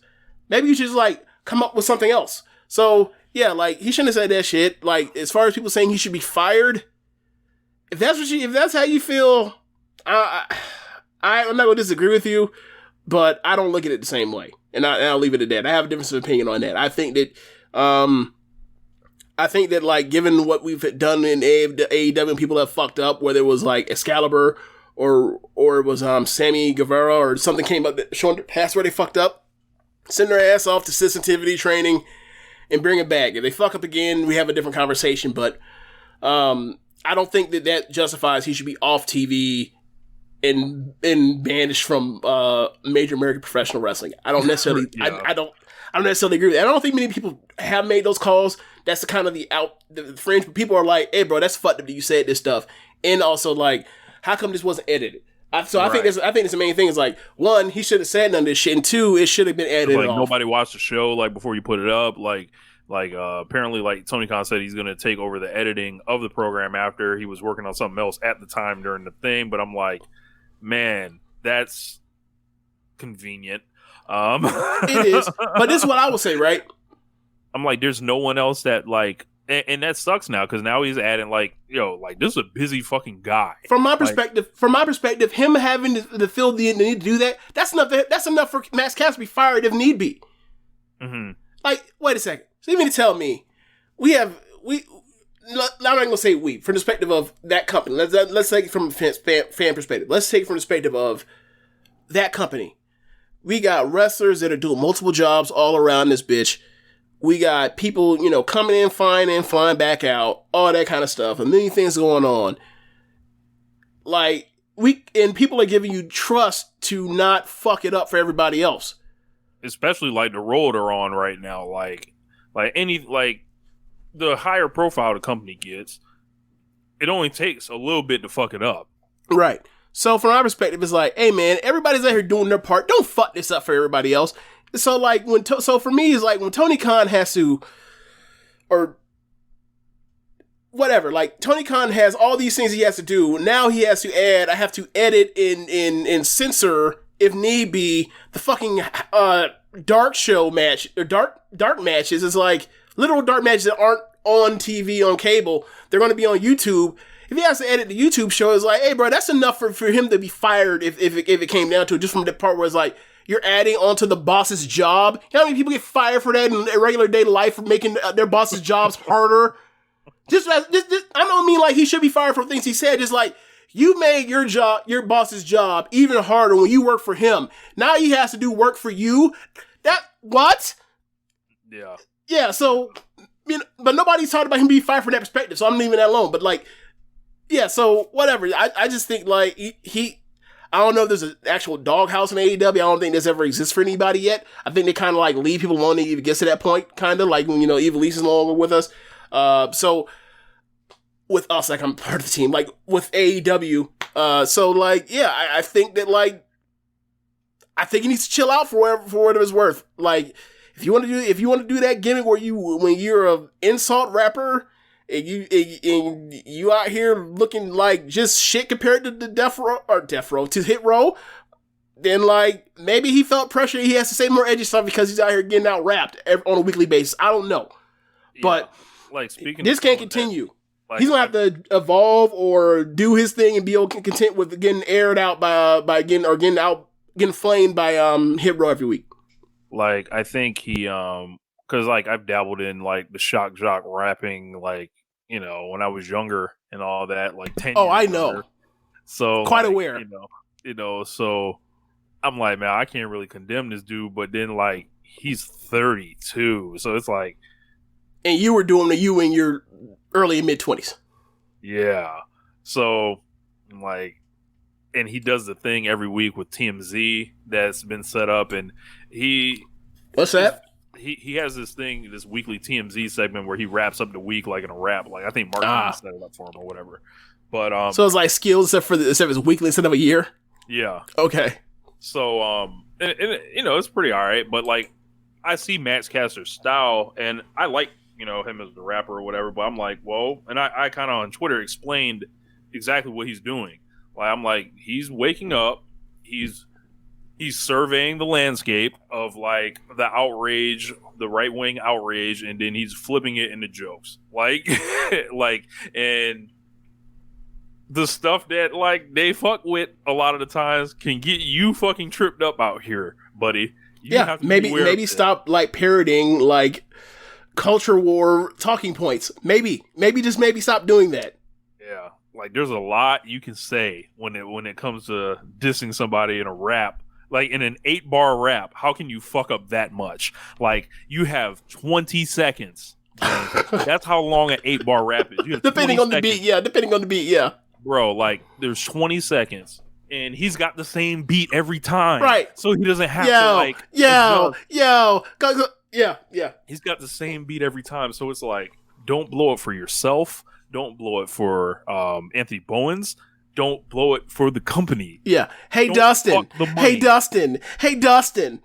Don't fuck the money. Like, how hard is that? So, learn the line. Like, because if you don't, like, I don't know, bro. Like, you're not on TV for your wrestling. Like, this is how you're going to become a star. Don't fuck it up. Yeah. So, what else we got? You know what drives you, what inspires you. You know why you're here today, thinking about your education and your career. But do you know how to get where you're going? Indiana Wesleyan University is a place where your dreams and goals are known, where you're pushed to excel, and you're supported beyond graduation day. Explore our tuition guarantee, our faith-integrated coursework, and more than 100 online degree programs. See how it's possible at iwuishow.com.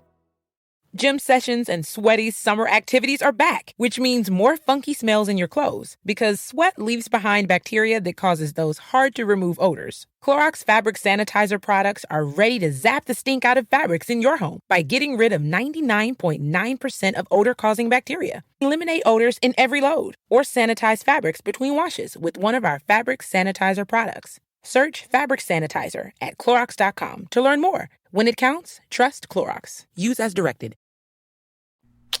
NXT is dead. Graveyard. Speaking of like fucking it up, Jesus.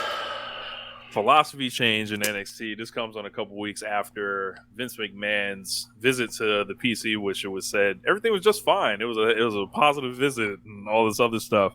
We had during SmackDown, we had 13 wrestlers from NXT released, and after that, Dave came out and put a report out saying, no midgets, no one over 30, and big guys.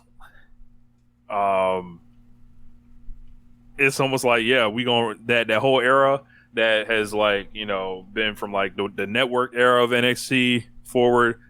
It's over. We've closed that book. James, a man that has hosted the NXT Then Now Is Forever podcast and regularly kept our listeners up to date on the NXT. Like I checked out quite a while back. I'll check in every so often. If Swerve's doing something, he wants to check something out, or anything I might find interesting, I'll take a look at it. A lot of conversations sprung up this last week. People blaming Gargano and Ciampa, which is fucking crazy in my opinion. But what do you make of all this, though? I haven't really talked to you about it. It's over. The run of NXT from, like you said, the network launching in February 2014 to now, that run of in style of pro wrestling and how it evolved over the years into being more indie-rific to accommodate more veterans from around the world that came in as a place to get hot, to eventually go to the main roster before Vince gave them 3 weeks and then quit on them. That seems to be over. And that's very sad for me because NXT is my last tie to actually caring about WWE at all. I watched the pay-per-views on the main roster. Some of the pay-per-views in the last, of recent have actually been, good shows. Not great shows, but good shows at least. Well, I think there was one show that I thought was damn good, but whatever. Watching them week to week is not an event. It is not something that you need to watch this week and then, unless it's something that's being built like a big show, like a New Year's Eve or Halloween Havoc, 2 title matches on 1 week. There's not a need to watch this show on a weekly basis like it used to be. And that's unfortunate. But it is in line with what we thought was going to happen to NXT as it moved to USA, as Vince gave more notes to change the show to make it be able to have mass appeal to be able to beat AEW or Dynamite. And the more the notes have, the more they've listened to the notes, the worse they've done. From a viewership standpoint, from a star making standpoint, from a program making standpoint, from a in-ring product. Like NXT, even as it was not, for a lot of people, not necessarily destination television to watch weekly live, when it was on Wednesdays on the network, it was still a show where you would get 1 to 2 great matches a week and you would tell people to go check it out. NXT, after Portland in the pandemic, it ceased to be such a thing. It would be at times where they would have great matches, but you tune in guaranteed to get yourself a 3 3/4 to 4 1/4 star match, or maybe even higher depending on the week, depending on specialness of whatever the match and the stakes. No. And that's sad. And the booking got worse and the programming got worse. Last year, we didn't have a single program or feud make a list of candidates for Feud of the Year last year. It didn't deserve it. There's nothing. This year, like by the end of this the end of this Cole and O'Reilly thing, it'll end up being up there. Like they already have 2 4.5-star matches, and they're bound to have a third one in a couple weeks or whatever else. But that's really it, right? Like, they were really good. Triple H, regardless of how many times he did some screwy thing or goofy thing as this thing got more and more out of hand, he would always figure out how to give you a build towards 3 weeks for next thing. But it was the hot shotting where it's like, okay, that's cool, but then what? Like, what's actually the game plan? Where are we building towards over 3 months, 4 months, possibly 6 months? There was none of that when there used to be that all the time in NXT. And that part, sorry, there's been a lot of people dropping these retrospective columns, like where did it go wrong. There's one on Dead. They started hot shotting. That's what went wrong. There was one on Voice of Wrestling from Garrett Kidney. It was like the one thing that once people stopped moving up, like your Cole, Gargano, like your 4 guys, like your Undisputed Era, Gargano and Ciampa, it's like the problem in NXT that they ran into, which they never had to deal with when people were doing their 1 year in a day, was what do you do with the people after their championship story? Like, they were telling the easiest story in the world for like 4 years. Yeah. And then once the talent dried up, it was like, well, after these takeovers, the people on our minds were not their PC trained people. Like that, it was never that. And it was always like, yo, they just kick the shit out of the main roster. Like, they regularly kick the shit out of the main roster. Like, how many WrestleManias? How many SummerSlams? Like, have they run them the fuck out the building? I think there has been one time where they have ran on the same week where the main roster had the better show, and that would be the Royal Rumble 2018, and that's because of what we thought it meant for Asuka and Nakamura in those 2 Royal Rumbles. Mm-hmm. And, like, it wasn't because they outworked them. Like, it's a fucking Royal Rumble. And they never had to keep a star hot after they lost the title. Right. And they had, like, for me, when NXT started changing, like, the crystallization of what I was talking about, like, there was a while I was trying to put it into words where I just was like, hey, it's a scam. But, like, I could never, like, finger point something. It was like, all right, once we get that, we're watching all that terrible TV in late 2018 with Baron Corbin running Raw into the fucking, like, muck. And Rollins and Ambrose having one of the worst feuds ever. Yes. And then they're like, all right, the answer is fucking Lacey Evans, Lars, EC3, Nikki Cross, and Heavy Machinery. And I'm like, you think, what? Huh? All these people that, like, don't even have fucking takeover matches? Like what is going on here? And then they were creating something in NXT that had no purpose for they were not, quote unquote, preparing people for the main roster. Now, the main roster is fucked up, right? So, like, it's like, all right, we'd almost rather them just be what they were, but it was always going to end this way because, like, Vince is the one in charge. Like, Hunter doesn't run the main show. So, like, for me, kind of, it's like, well, at least it all can suck. Like, we don't have to, like pretend anymore, like, that these people have hope going forward. And it's like, I can just pretty much say, okay, it's all one vision now. Like, one vision of whether it's trash or not. Like, it's one vision of trash. Like, there's not, like, this place where these people get stagnated and we're just, like, waiting for them to get picked off or their contract to start coming up. And all that stuff is happening too now. All these contracts are coming up from all these people that have signed, on top of all these cuts they're making. And we always wondered about that too. I'm like, well, they got to get such and such on the main roster because they only have a year left, like, on their deal and stuff like that. And this stuff is, like, crystallizing and happening even more now. So I don't know, man. Like, it's like, I have friends that obviously that work in NXT, and it's like, man, I hope that he's okay. And, even if he's quote unquote not okay in WWE, he'll be in. It's just like, Vince McMahon, like when the chips are down, he's always going to revert to his old self. We need big guys. We need stiffs. Like, it's going to be a bunch of Mason Ryan, Babatunde motherfuckers in there. And I'm like, that totally doesn't excite me. They don't understand it. CM Punk and Daniel Bryan getting over and becoming like the enduring stars they were officially broke them, because like they saw that shit and they're like, we never really wanted to do that shit anyway. So now that all that shit's over, quote unquote, and we lost, and this is also like a response to losing to AEW, and it's like, I'm just going to do the whole thing my way. Like, Hunter's rapidly losing power. I wouldn't be shocked like one day that he doesn't work for WWE.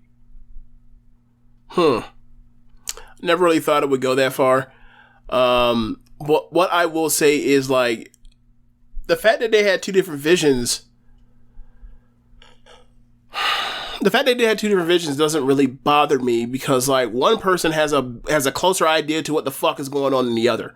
And just because the one that has a better idea what the fuck is going on is the one that's basically with the kids, and the old man is on top fucking up everything. Like, I don't necessarily like think that like we should all just I as a wrestling fan should watch all the wrestling or all that talent get spoiled because one guy is out of his fucking mind and one person has more of a clue. Now, from I think the thing for me is the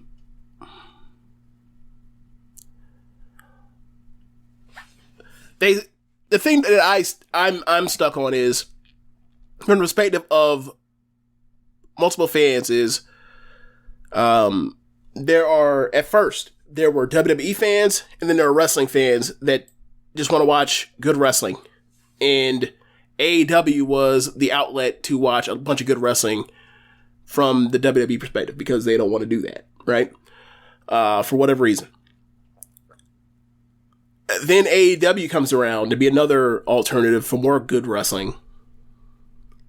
And then they weaponize the one, like, goodwill thing they have to the people that like good wrestling, which I believe there are more people that like good wrestling than WWE sports entertainment. Maybe I stop calling it good wrestling so people won't just immediately put their guard up when I say this.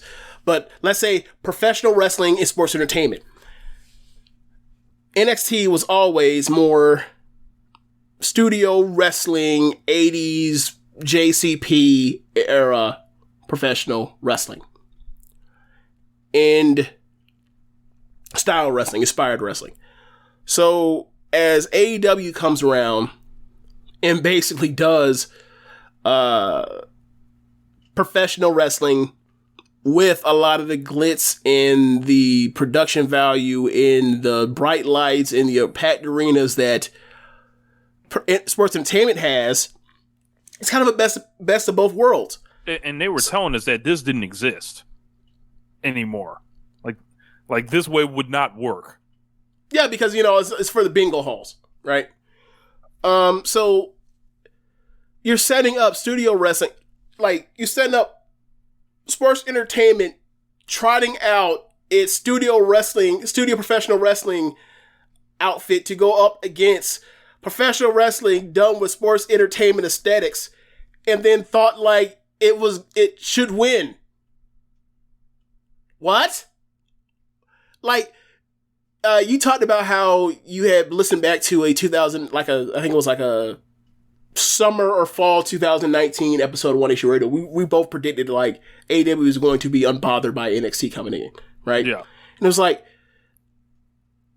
why are y'all surprised that this lost? Of course it was going to lose. And you know what I'm saying? It's like, it'd be like getting upset at Boise State for not like beating Oklahoma like all the time. All right. Like, it happened one time. Doesn't mean it's supposed to happen all the time. And then from the perspective of, so now because your studio wrestling show in front of 400 people weekly, the same 400, most of them are like over half of them the same fans every single week until the pandemic hits, and then like you have no idea what to fucking do. It's like the pandemic was the great equalizer, because like it took the crowd the quote unquote cheating from AEW that they got to go to different arenas and everything like that. It was like, all right, we're gonna put it in the same place. And then I think one show came apart and one got tighter almost. Absolutely. Like NXT did not have these problems until the pandemic came around.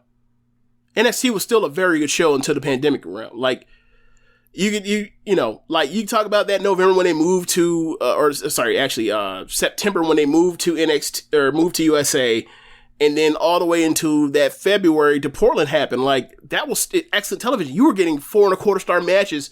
You were getting Ciampa comes back. You're getting Finn Balor coming back and dropping Johnny's head on the fucking gate, right? You were getting, like, as substitution for that, you were getting Riddle versus Finn Balor. You were getting Undisputed in War Games, and you were getting Shayna versus Rhea and Rhea's run towards that title. Like, it was smoking. It was still great. And, like, watching those Wednesday shows between AEW, Dynamite, and NXT was a blast to cover. But then, like, the pandemic happened and everything changed. And then, like, you get the goofy thing where, like, we're gonna make Keith Lee the champion, North American champion. Then, like, oh yeah, never mind. Like, a month later, we're also gonna make him double champion. Then, like, oh, he's gonna vacate the belt. So what the fuck? And then Cross comes in, and then, like, Cross, does a Brock Lesnar run towards the title. And then he gets hurt in the middle of that after he wins the title. And it's like, all right, so why did Keith Lee even win both belts? And then, like, they have to stabilize the thing around Finn Balor. And then Finn Balor, like, has great title matches, a great champion. And then, like, ultimately that's to lead to getting the belt right back to Cross. And look at what they have to do to get Cross to have good matches. They have to give 5 of the best fucking wrestlers in the world to have them to have a 4.25 match. You know what I'm saying? Like, this... And along the way, like, you know, there's been goofy stuff like putting the fucking Everrise on TV every fucking week with Drake Maverick and Killian Dane and stuff like that. And, you know, like, even the stuff that even as they had, like, righted the ship this year. The Dragon Lady. Yeah. Even as they had righted the ship this year, where, like, the only thing they had did that was goofy was, like, people don't like Loomis, people don't like the lure of the Dragon Lady or whatever else. They took both of them off TV for most of this year, and they were good up until the last takeover. And then they've had some struggles, but, like, it took them 8 months to, like, pull their heads out their asses for the most part. So as it all happens, they lose a war that they knew they were going to lose anyway. And now people are getting punished for losing a war that they set them up to lose and fail in anyway. It's like, I don't understand. But from the perspective of, we all know that's happening. We talked about this. We were detailing this at the time this was going to happen. But seeing the reaction from, like, as I mentioned, like, there are sports entertainment fans and then there are wrestling fans, pro wrestling fans. And, like, the pro wrestling fans want to see more good products available. They don't want to see NXT try to stunt AEW's growth. So there are people, AEW fans, are like, hey man, like, I may have liked NXT. I may still like the guys that are there, but, like, what they doing ain't cool. So, like, I'm out. And also they started doing goofy shit. Like, this isn't like the 2018 run or whatever else. So, like, whatever. I'm good. So you have that perspective of people looking at, like, y'all tried to hate and look at you. Hate to see it, right? And then you have the sports entertainment fans that for years have hated NXT because NXT has done so many good things. Has spotlighted, like, in a way, has spotlighted more than any other act or any other promotion, like, how inept Vince McMahon is as a booker now. Like, for Triple H to consistently bring in talent, consistently push them at a level, consistently get a certain level of match out of these people, consistently set these people up to have these storylines over and over and over and over with a new batch of people every single fucking year like clockwork, and then for Vince to fuck up every single incoming class, by and large, like, eventually people are going to start saying, hey man, like, if I watch both of these shows, one show is consistently better than the other. This show has the stars. This show doesn't. They can't make any new stars. This show keeps making new stars every single fucking year. at the level that the show's on, what's going on here? So you have all of that exposed the fact that NXT or that the main roster was the shits at times, or for a lot of it. And then that resentment is not even just the fans. Like, we later find out it's from Vince himself. Right. Like, he wants to fuck Triple H, like, and set him up for sabotage. And it's like, just to show he's still the man. And I'm like, that's a weird fucking way to run a company, man. Right. And, like, for that... Like, do they know it's a work? Right. Like... And to go from that perspective of, like, the fan base and people reacting to the news of NXT failing and all that kind of stuff, and people, like, swearing that Triple H is, like, the shits as a booker, even though, like, everybody that, like, gets booked well, bad, or good, or indifferent were all booked better with Triple H, like, booking them, except for, like, what, Roman Reigns, I guess? Like it's really weird. It's really weird. Like, who's doing well in NXT, or who's doing well in the main roster that wasn't also doing well in NXT, that people don't actually want NXT, because, you know, there's a bunch of people that, like, just sidestep that whole process. So, like, Braun Strowman doesn't really count. Alexa Bliss kind of doesn't count. Yeah. But, like, Finn Balor was treated great in NXT. He's done pretty well. He had a pretty well career on the main roster. Nakamura was treated great in NXT, done pretty well on the main roster. Kevin Owens in NXT, like, was pretty much exactly what he was in his first few years in the main roster, which is reason why, like, people loved him so much, right? Sami Zayn was treated way better in NXT than the main roster. McIntyre, about the same. They were both top guy. Put him top guy on the main event, had kick-ass matches. Had 3.5 star or above matches on the main event. So, like Revival, Andrade, Ricochet, like, all these people. War Machine, Street Profits, like, it's like they're handing you, like, Bianca Belair, like, Rhea Ripley, Charlotte Flair, Asuka, Kairi Sane. Yeah, it's What do you make of the pendulum swinging back? Bayley, Gargano, and Ciampa, like, because this was like the real thing of the week. Oh, like, it's Gargano and Ciampa were trending this weekend. Oh, it's people that, like, didn't like their feud at the time, even though they couldn't say it, so they had to stay low. And now, like, in retrospect, they're bringing up shit from 2018. Now talk about how bad it was in retrospect is like, that's like the same things you hear when people talk about, like, people like hate Shawn Michaels. It's like, oh, so this was the hottest shit in 1996, so, like, you can't say anything. Like, this is the hottest thing in North America aside from Rey Mysterio Jr., so, like, you can't say anything. And in retrospect, like, it's like, nah, his style is not enduring, doesn't last, what, blah, blah, blah, blah, blah. It's like, oh, okay, I see what you're doing. And it's like, that's your opinion, but, like, you weren't saying that shit when you at the time when it was happening, when people would have said you're out of your fucking mind. You're saying it now, like, 4 years removed after both of them have been dropped on their necks repeatedly. Yeah, man. Like, if you want to say One Final Heartbeat sucked, go at it. If you want to say the first 3 matches that they had sucked, I'm sorry. Like, I'm sorry, you're wrong.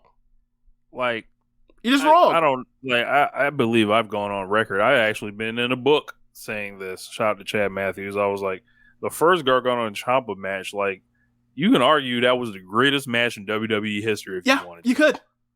I think like it is.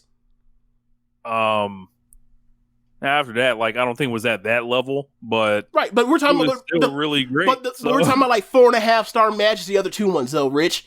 Yeah. How many 4.5 star matches have we seen on the main roster in the last 5 years? Let's say 4 years. Let's say 4 years. I feel like we can count them right quickly if we decide to try. Right. But, you know, he stared at his hands, meaning too violent. Like, okay, well, like, do we need to talk about, like, Kobe? Do we need to talk about Kobe? Don't do this, Kobe. You're gonna murder this guy with the hammer. You're gonna do that. Like, no. Are we gonna talk about Roman Reigns trying to murder his cousin and then thinking about it and not thinking about it? Are we gonna talk about Randy Orton say, hey, burning the Fiend is too much. Never mind that. You know what? I changed my mind. I'm going back and I'm going to burn him alive again.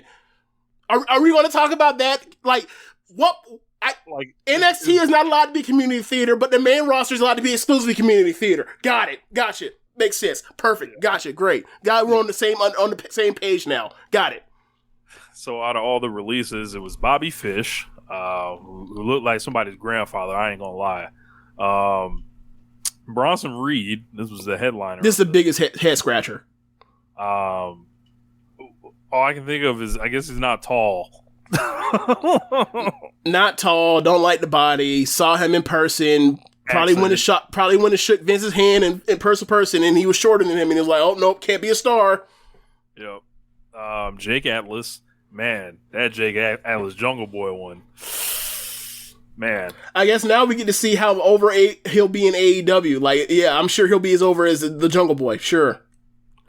Man. Aries Sterling, who was the thing is, like, they've hired all these people and changed their names so fast. I'm like not remembering. Was he Alex Zane?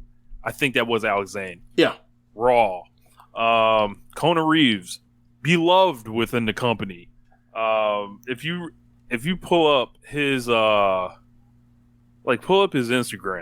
and check the comments, like, other wrestlers love him, like, think he's a great worker, all that stuff. But he was around a long time. Look, he was around a long time. He's around a long time. So in his relationship with people, he was the shits when I watched him. Always was. So, like, whatever. Like, then we got Leon Ruff. Leon Ruff just had a belt last year. Or Bronson Reed also had the North American belt. Swear, watch your back, bro. Don't let them fuck with you. I know you won't, but Leon Ruff released also. Man was like I saw Leon Ruff long before he came to NXT, right? Mm-hmm. I knew he was exciting, knew he was a good wrestler, all that stuff. Right. Then he got on doing the job stuff. He's one of the best jobbers I've ever seen. Like getting murdered and like dropped on his head. Who can forget Swerve kicking him in all time gif? Leon Ruff is not done. He'll be fine. Around, yeah. Or let me phrase this: he's not going to lack for bookings. Yeah, he's going to get plenty of work. He might clean up. Then there was a ref, Tyler Rust, just was in the Diamond Mine. Where more of that group already. Did you hear about the Diamond Mine story? No. So remember when they were pushing like this faction as like they were a UFC or like they were MMA camp, right? Sure. So as they were setting up these promos or these video packages and vignettes for them, their original plan was to be like exactly what I thought it was going to be. Like I thought it was going to be like people with the MMA backgrounds that were in the PC, like Marina Shafir, like potentially Jessamine Duke, like Arturo Huas. They got rid of Huas, they got rid of Marina Shafir, and then they when they launched them, it was Hideki Suzuki as like the coach with Roddy, even though he is a wrestler, a lot of his wrestling can be like just like rolling on the mat if it need be.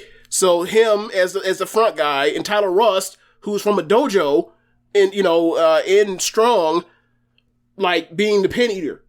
Like, and that's with obviously the talker being Malcolm Bivens. So like that's what they launched with when it was originally supposed to be that plus Huas plus Marina Shafir in the women's division to make this all work.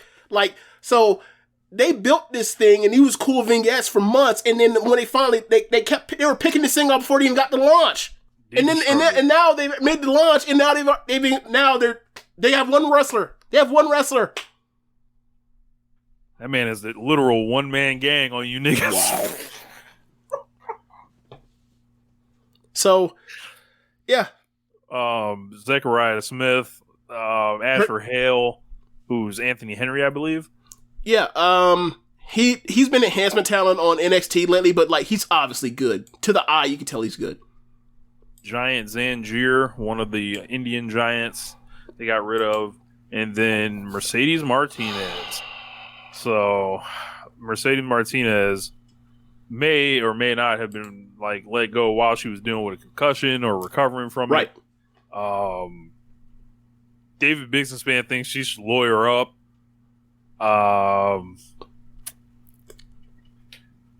Sucks. Like this looks like an age one. Like she's like I talked about when she signed. It was like, well, look about where she's from, how long she's been wrestling. This is a Northeast person. Like this is one of the WWE Dream people, along with Jake Atlas. And it's like one lesson, like Nick Jackson once said, and I'm not saying this to besmirch like Mercedes or Jake, but be a mark for yourself, not a company. And that was like one of the most genius things like I think I've ever heard Nick Jackson say. And it was just like, yo, man. Did like, Nick Jackson say that, or did Kevin Nash say that? Because I feel like Kevin Nash said that in a different way like 25 years ago. Like, this is a direct quote from Nick Jackson. Okay. But, I'm sure that falls under the Kevin Nash thinking. Oh, definitely. So, definitely. But in Mercedes' case, it's like she's been everywhere in the independent scene. Maybe she'll get another look from AEW, but it's like it's not as guaranteed as it was before. So I don't know. I think she's like awesome. Always have. Yeah. So They hopefully. like. There's two different Mercedes Martinez in her WWE tenure, right? Or lack of a better word, tenure. Like what she's had on tape. Like there is the Mae Young Classic Mercedes Martinez, and then there is the Mercedes Martinez they have had in NXT, where they have casted her as a tall woman that wrestles like a like a big person that does big woman offense, and like that was not what she was when she was in the Mae Young Classic. She was a technical brawler. And they changed it up. They made her wrestle like she was like wrestling, like she was another Rhea. Like she was basically supposed to go toe to toe to Rhea and Raquel and basically be a monster versus monster thing because she's pretty tall for the women's division. And I think it failed. I think the music change failed. I think the look they gave her failed. I think like the people that she had wrestled with towards the end kind of gave way to like what this was. Like this was a means to an end. They actually quote unquote wrote her off TV. As opposed to a lot of people that weren't written off TV. Like the way the way she like went out was like, okay, I'm not shocked that she's gone. But it does suck because she's still fucking good. And, this is not someone I think is going to be hurting for work, but like, she's somebody that like has shown and proved that she is good enough to be on television, somewhere. And like, I don't think this is the end, but it might be because of age, and it sucks. Yeah.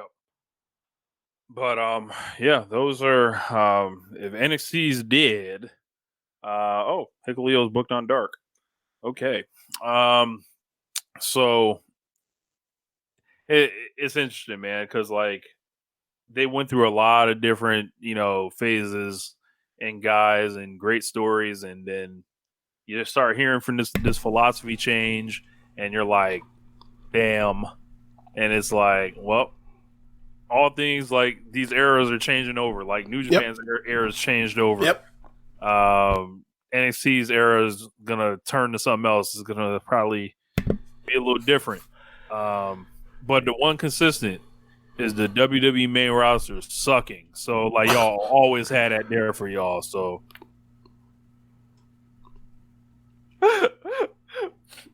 so appreciate excellence while you can. Yeah. So we had, and I'm not going to go through the whole show today. We got a loaded one here, but AEW had another show, another week, another set of 1 million+ viewers.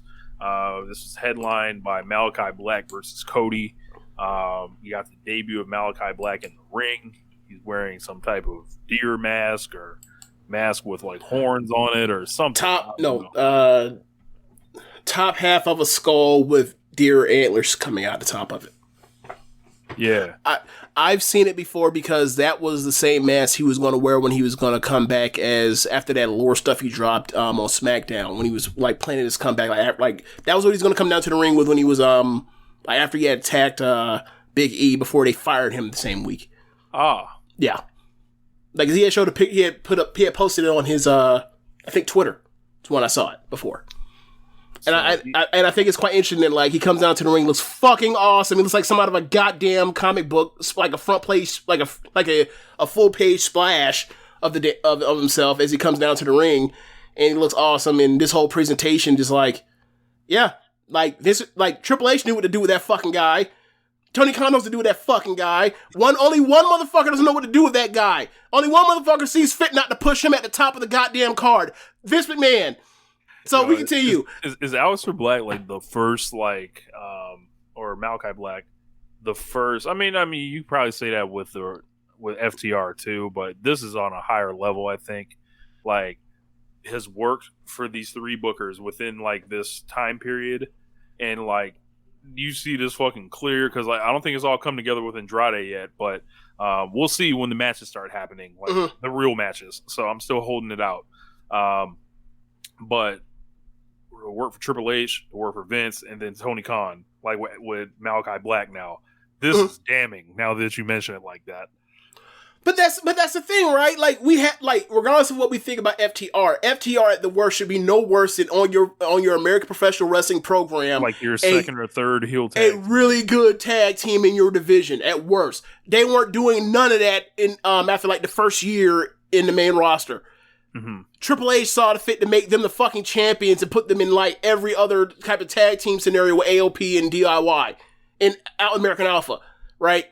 Tony Khan gets them, puts them out there to wrestle everybody, have feuds with multiple people, have a huge feud or huge build to build with their top tag team that they have in the company. But you know, Triple H know what the fuck he's doing, right? You know. He is holding back talent and hiding them from Vince McMahon. Yes, that's what I saw over the weekend. He NXT sucks or stunk because he is hiding talent from Vince to let Vince get his hands on. No, motherfucker. He picked Lacey Evans over Bianca Belair and Rhea Ripley. Yes. You're fucking morons. We talked about this years ago. 2019, we talked about this. Like, Jesus Christ. O&R always ahead. All right, but laboring the point. Let's get back to Malachi. I almost call it Aleister. Sorry. Yeah, Malachi Black comes out, then Cody comes out. Cody's gear is incredible. All white, yeah. With the gold. Yes. Then the match happens. Like Malachi Black's wearing these fight shorts and shit now. I like the trunks, but the fight shorts will work. It threw me at first, and also like the fact that he's put on so much mass as far as muscle that is like he looks about the same, but he doesn't look quite the same as he used to be in like the fight truck. Maybe if he puts a design on the back like a logo or whatever else, maybe like because it looks a bit generic. But like the kick pads, do you see the detailing on the kick pads? Yeah, like he still has that touch to him. So we're like, yeah, simple but still like raw. He fucking destroys Cody, and Cody doesn't hit an offensive move. There's all these great kicks that he's doing to him. This just overwhelming him like in the corners, hitting him in the chest like with the feet, and then like the big spot where he leaps up the top ropes and kicks Cody as he's on top. Cody takes this fucking sick bump through the table, and it's just like, oh shit, like. And he gets back in, catches a black mass or whatever the hell he's gonna call it. I didn't catch it. Did you happen to catch what they're calling it yet? They haven't given it a name yet. Okay, he hits him with the fucking black mass. Looks around the ring like, yep, I fucking killed this guy. Puts the foot on him, Ultimate Warrior style, and pins him. And I'm like, wow. Can I give you my rundown of the match as I watch it? Sure. Match before the match starts, Cody is looking around and he is one of those like this match for like 4 minutes, but this is a match that can be broken down and like he should send this off to his students at the Nightmare Factory between what him and Malachi did in this match. This was a fantastic 4-minute match. Like this is one of the best sub 5-minute matches you'll see. He's looking around like he looks like, and the whole story is, I'm getting you the fuck out of here because I look in your eyes and I see that you're done. Cody starts it's in the ring and his face, he looks like a fighter, like an old fighter that's past prime that is like one bad, like that looks like he's about to go down. He's looking around like this might be my last fight or my last big money fight. So they end up off towards the ropes. Cody's back against the ropes. He hits him with a low kick against his leg, and Cody's selling this masterfully, and like he's all over him, and then Cody fights back as he's in the corner after getting that kick with a big forearm, which was shocking because like, you know, Cody's old Randy Orton over the top punch guy, but he hit him with a forearm. So I'm like, okay. So then he's going at him with the kicks, or not going at the kick. He actually slaps on a some leg hold. Cody scrambles for the ropes, gets there, gets back up, gets hit with kicks. Cody fights him off, ends up going to the top rope. Aleister Black ends up, you know, like you mentioned, goes up there and hits like a V trigger, he's like a climbing V trigger up the ropes, and it sends Cody tumbling off the outside middle rope to the announce table that's on the corner. He fights again and beats the count, and Aleister just hands up, just like soaking in the moment, and then hits with a black mass. He goes down, foot on the chest, and I was like, this was excellent wrestling. Like, he took that man apart systematically, and then gave him no hope. It ended him and took his heart in the span of 4 minutes. I love this fucking match. Like,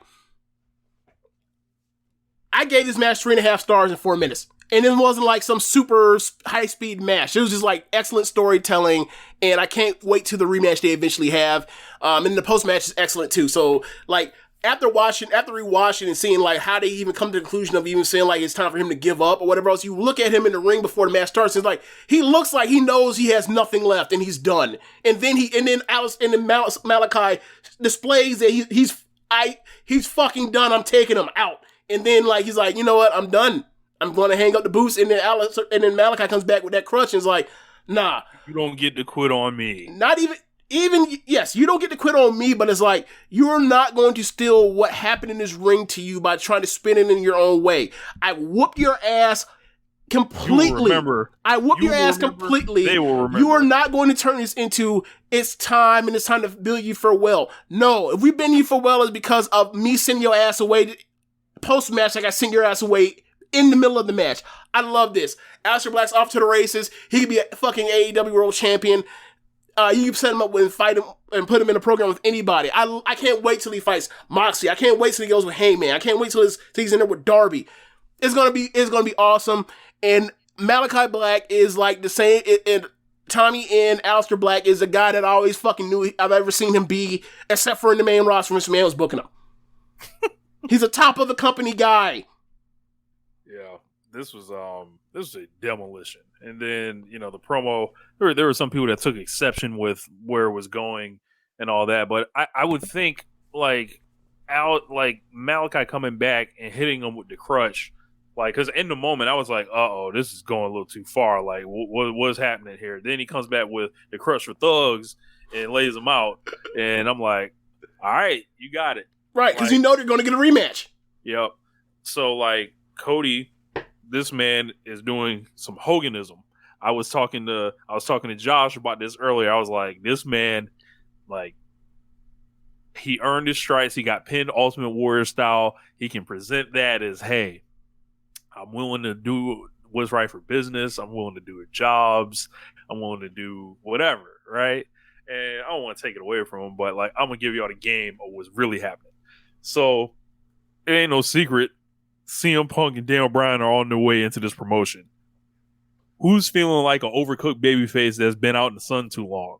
Him. Cody. Oh, he's turning heels, what you're saying? No. Okay. No. So, the fact that he's not turning heel, he cannot stay around.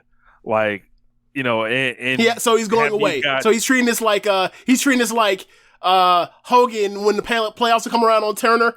Oh, yep. God. And then what happens is Punk and Bryan come in, they're big fanfare. They can just take those babyface slots, essentially. Yeah. But when it's time for Cody to come back, guess who's a hot babyface? Guess who who can walk in to fight in either one of those people or whoever the heels are?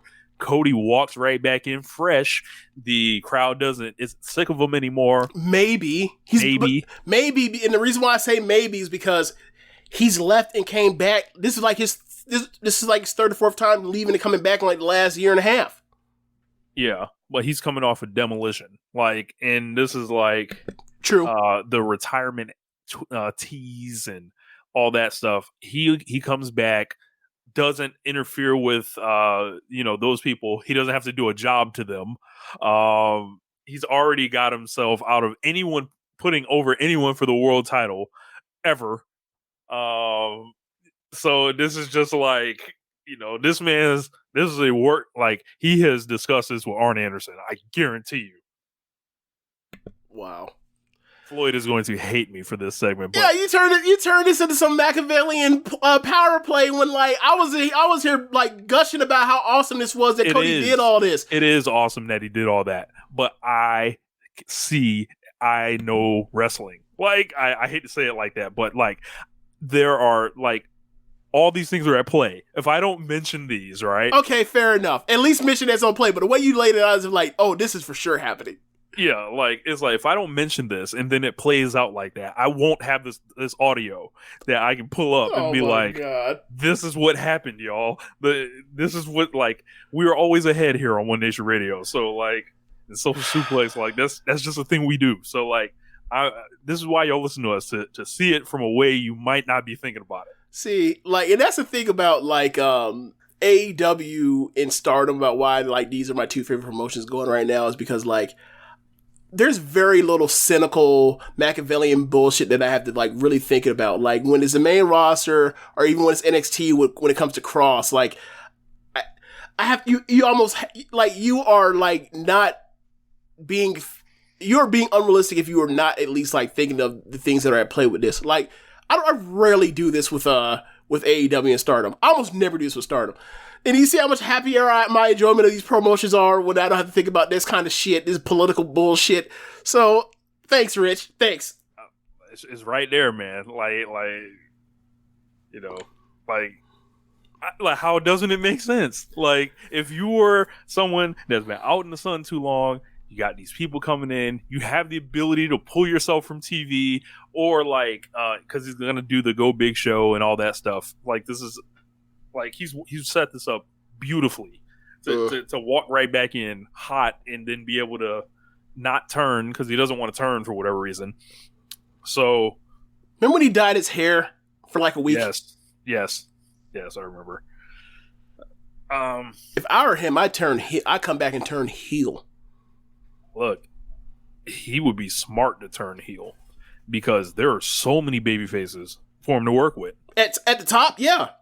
That's what I mean. Like, and he can easily go a full year wrestling none but like or people that are either grooming or people that are tuning up to be like title challengers over the next like 18 months. Like, he could face Heyman, Daniel Bryan, CM Punk, Moxley. He already did Kingston, but like Jungle Boy, like, all that stuff is there. All that stuff.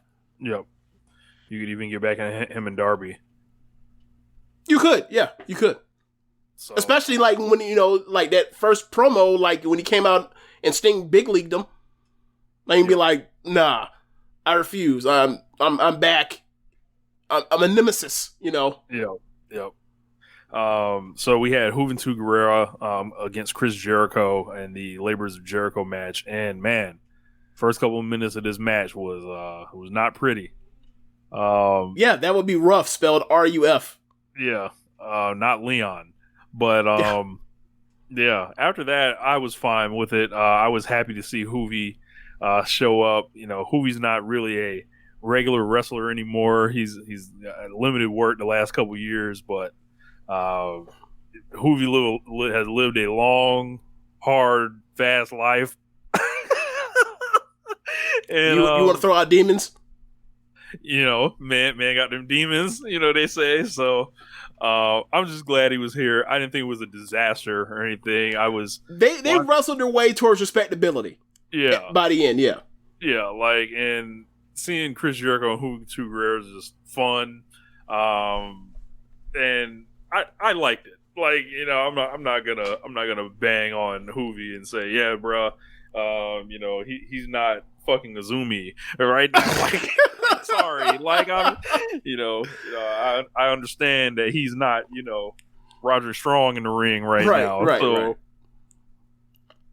But yeah, Jericho with the fucking top rope juice effect was fucking amazing. I howled. Like, I was dying laughing. I popped all in one. Yeah, I don't really have much to say about this match. Like, I think I have more of a conversation out of like, what the fuck was Dave Meltzer watching? Dave said he loved this. Dave said that he thought Hoovy was like better than most of the guys in AEW. And I'm like, no, bro, I'm sorry. He is not better than Scorpio Sky. He is not better than Ethan Page. He is not better than Frankie Kazarian. He is not better than the Martin Brothers. He is not better than Isaiah Cassidy. He is not, like, what? What the fuck are you talking about, Dave? He fucked up I want to say 20% of the stuff he tried in like the first 3 minutes of the match.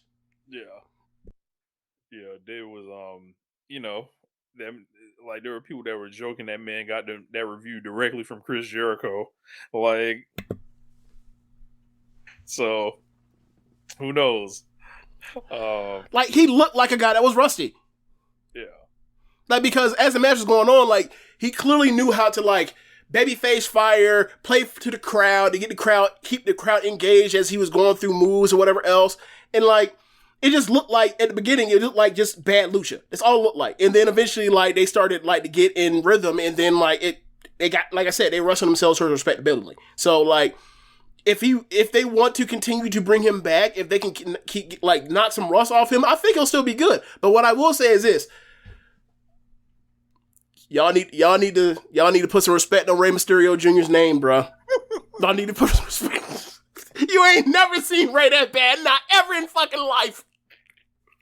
Not ever. Ray to this fucking day will still come out here and give you a great match if need be. So, look, obviously, what do they say, motion is the lotion or whatever else, and you need to be in the ring and bumping and all that stuff. Like you said, Hoovy hasn't been working a regular date like Ray has over these last years. But let it be known, Ray endured. Yeah, well, after them knee, that man went to Germany, with them knee. Hey, maybe Hoovy needs to go to Germany too. Mysterio mentality. Invest. I wouldn't mind seeing Hoovy. Maybe we can. I want to see them have one last match. I agree. Ray and Hoovy. I agree. How long did Ray lock himself up into with WWE? Who knows, bro? Oh God. Who knows? Couldn't have been long. Ray a little too smart to be out here signing on for 5 years. You would think. I don't know. Ray, I don't know, man. Like, but if Hoovy somehow gets brought back a couple times, I can think of a couple people at AEW you can send them out there with. Oh, there's a bunch of people. The Hangman got whooped horseman style. If this don't tell you all that you need to know about what's happening, because it feels like people aren't either understanding this. They're like, I feel like when you watch what happened, the ass whooping they gave him, the fucking belt shots to the face, the Dark Order intentionally like not saving him but trying to save him, them holding him back, him getting hit with the fucking BTE triggers, like 3 of them. This is a man that is going to beat all of their asses one day. Yes! Is it not? And it's going to be fucking glorious. Like, and the One Nation Radio Victory Lap is going to be like, hey man, and it's going to work. Like, it's going to work. Like, he's going to go away. This was a little write-off or whatever. He's too beat up. Like, the last time we saw somebody take that many BTE triggers, they were gone for like a month and a half. John Moxley. Right. So, you think they're not behind? Do you think the company's not behind John Moxley anymore? Yeah. No one says this kind of stupid shit when there's other people that go through the same thing. Yeah, and it's like when he comes back and he emerges, he's gonna have his fucking mask on. He's gonna pull it off, and then he's gonna like clean house, and then probably win the belt after that. After like a couple more defenses, and it's my idea that I would have Hangman, like, they've already gone too far, so I don't think they can do this. Like, he needed a classic rivalry before the title, I feel like. Mm-hmm. But this is the cheat code to get him hot, to leave and come back, and then, be able to go right to Kenny for the title. And that's pretty much what's going to happen. I don't know when it's going to happen. Like, it's obviously not going to be at All Out. I think it looks like Kenny and Christian may be that direction if they don't blow title match on one of those first 2 Rampage shows, which that is at play. But and even if it's not the full gear cycle, right, which would be, that's always kind of been our endpoint. Like, hey, then maybe Kenny can lose the belt at Full Gear or whatever. Hangman, like, that's going to be in an arena. I think at this point, the way AEW's momentum is, like, you got to start looking at some type of bigger stadium early next year. Like, and for me, if you're mapping that out, you give Kenny a couple more opponents. Hangman comes back, however long it takes or whatever to, he may have some personal stuff going on with, his child being born. Maybe that gives him a month or 2 or even 3, like however long he needs to take or whatever to line up the timing. Come back, stadium show, first quarter next year, like, and go with it there. Like, I think it'll end up working out in the end. Yeah, they have everybody. That's what it comes down to. Right. Like, whenever they're ready to do it, set the course and let it happen, and they got everybody. It's going to be glorious. Right. Like, it's gonna and you would not be able to say such a thing had he won, and the match would be happening in a couple weeks. Yeah. Yeah. Like, and then, like, with your intros of Punk and Bryan, and he's coming off feeling like a dude with a belt. Right. Like, and one thing that also helps him if he delays and then wins, like, he can go and have babyface versus babyface title matches. Like, on pay-per-view potentially. Like, which is something we didn't really account for. Like, we were talking about CM Punk and Daniel Bryan, but, like, yeah, that could happen. Like, at the beginning of 2021, or maybe even the end of 2000. I'm sorry, the end of 2022. Or beginning of 2022. Right. Yeah, but that's pretty much all I had for AEW stuff. But, so I guess there's only one thing left to do, James. What's that? Hit the music.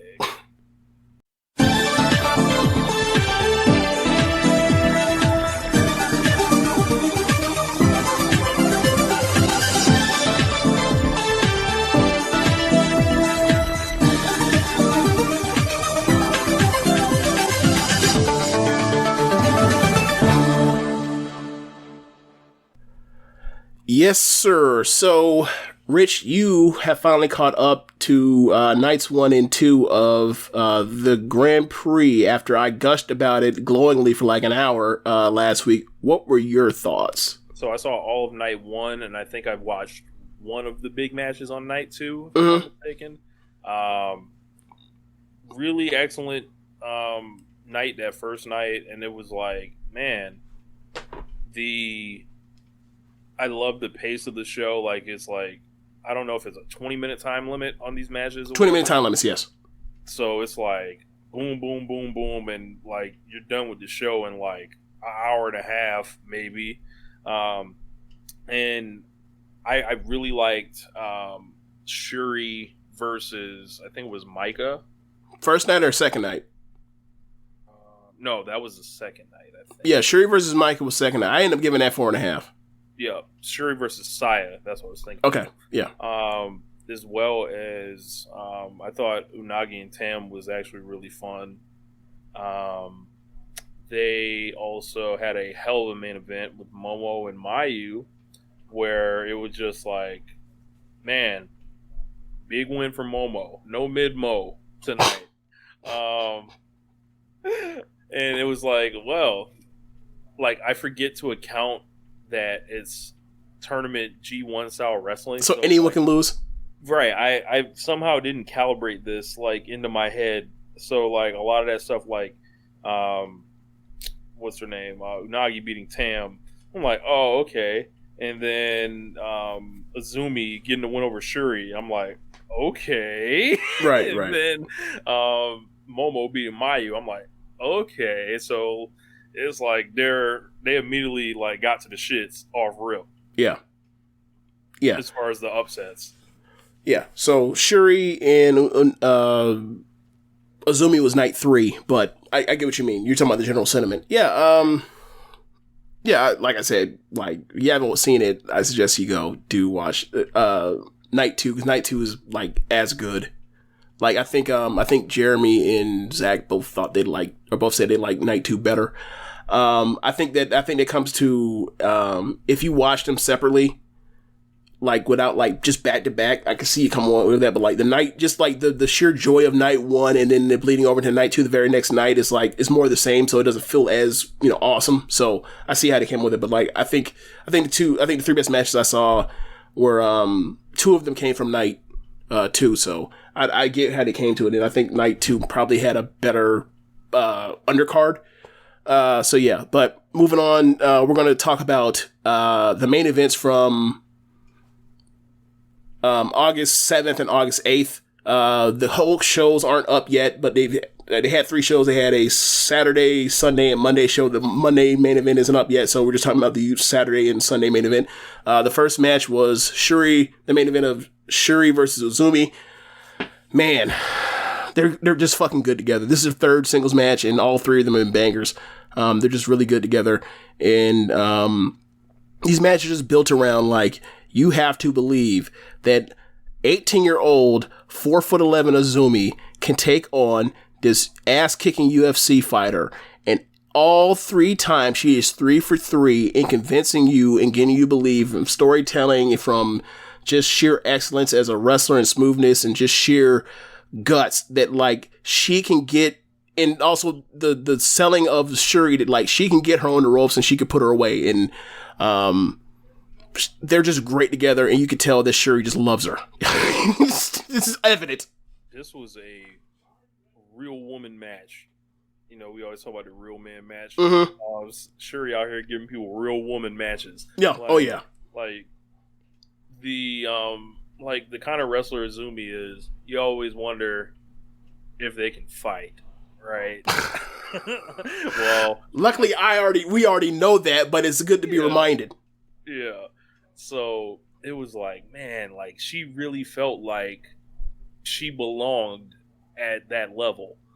And it's not a shock. We know Azumi's trajectory, like where she's going to be even 2 years from now. Uh-huh. Like, it felt like a glimpse of like tomorrow, kind of. And it was like, Shuri, someone who is at the top of her game, is as good as it gets, quite frankly, in Stardom. And like, I was watching this earlier and I was like, this is like how the Kenny and Jungle Boy match kind of felt a little bit, but it was like less goofy stuff at the end. Yeah, less like, less anything, like as far as like not like with the athletics, but like the like seeing where one person is in their career going against somebody at the top of their game, and it was like, it was refreshing. And then like the end of the match, like she just beats her clean, and it was like Azumi beat Shuri clean. Yes, yeah. Azumi beat Shuri clean, and I was like, what? Like, I was shocked in a good way. So I think I might have gave that like 4 1/4. I'm like 4 1/3. It's 4 to 4 1/4 for me. Yeah, and it's a 13-minute match, or no, sorry, 14-minute match. Yeah, so it was like anytime Azumi's stepping up in class, I'm always interested in what it looks like, and she always delivers. Yeah. So, and Shuri is just like continues the role that she's been on. I'm just more impressed with her every time I see her. It's like just one of my favorite wrestlers. Yeah. And I think there's also told a nice story towards the end where it's like Shuri, they roll on the floor. Shuri stops it, eventually gets back to her pace of like just wanting to kick her to death, and then Azumi eventually gets her out on the rope, or gets her out on the floor, and then hits her with a suplex, and then gets her back in the ring, and then like she hitting her with a bunch of stuff, and like Shuri eventually fights back, and then like it turns into big move kick out between both of them, and then ultimately like Shuri goes for the Emerald Frozen. And Azumi slips out and goes for her roll up, gets a kick, and Shuri's ready for her, but like she gets ready for it, and she ends up hitting her own like roll up, and Azumi kicks out of it, and now she's like playing Azumi's game, and then Azumi fucks around and like hits her with a move, and then rolls her up and gets the pin, and is like, you shouldn't have played it today. You should have stayed your game. And like, because Azumi's such a spectacular like smooth force, and like she got like even someone like Shuri off her game, which is like, this is why this is special. And like, this is her second Grand Prix match. They wrestled last year, and like Azumi's 2-0 against her in Grand Prix. Like, she loves putting her over. And I guess we'll talk about people loving to put someone else over in the next match we talk about. Next match, Tam versus Tall Saya. This went 13 minutes.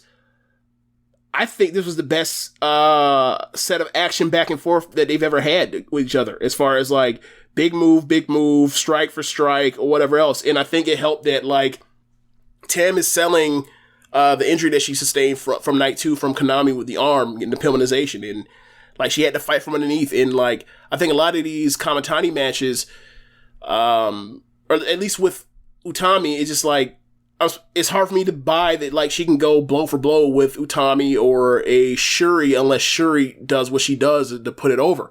With selling that, I think Utami just isn't there yet as a seller. So like with Tam, with the arm thing, like it's actually a back and forth. And ultimately, like, the story is like Tam had her dead to rights, and then she caught her again. Like, the only time that Tall Saya can ever beat Tam is by catching her with like a roll-up pin or a Rana finish, or, you know, a springboard Arabian Rana to pull her out over the top in Cinderella tournament. But like, they're saving the moment where like eventually Kamitani in a big spot is going to beat Tam, and I don't mean just beat, I mean finish her.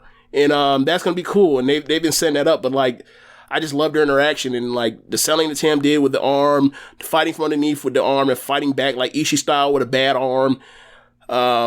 Like the fact that they were both like trading and finishing and kicking, getting out of finishes, the reverse Rana that Saya hit on Tam just basically ducking under a clothesline or whatever it was, and just basically saying, fuck it, I'm grabbing her by the waist and I'm throwing her on her fucking head with a German suplex. Like, it was awesome. I ended up giving this match 4 flat, and it was like a lot of the same from that main event where just like, damn, like, there's nothing you really want to take out of that match. It's just like, this is like a perfect 14 or 13 minute match. So, what were your thoughts on it? I came across something on Twitter today. It was like Saya Kamitani's 2-year anniversary of pro wrestling. So, like, yeah, is today the 10th? Yes. Yeah, her anniversary. Yeah, she debuted at the August 10th anniversary. Sorry, August 10th, 2019 Corkin Hall, which is like, she's basically 1 year. So this is actually also Utami's 3-year anniversary. Yeah. So it's like she's been like just been on the way all year, right? Yeah. And all of this year. I love that big strike battle they had, and where they were just exchanging forearms. Kamitani, as we've discussed, she does like a lot of the pretty wrestling. And you know, that's right up my alley. Like, it's, you know, real smooth, or it's off the top rope. When she's on, it's smooth, yeah. Yeah. And this was like her trying to wrestle like Tam. Like, it was like Tam's like Tanahashi kind of. And really? You're called Tam is Tanahashi? Like, explain this one to me. Where she kind of had to stand in there, you know, like when okay. slap you in the face or something like that. Gotcha. So, and I only say that for those that are listening and may not have seen it. So, I'm pretty much on the same page as you. Like, this was like, it didn't overstay its welcome at all. Big upset. I wasn't anticipating on Tam losing again here. So she's 0-2.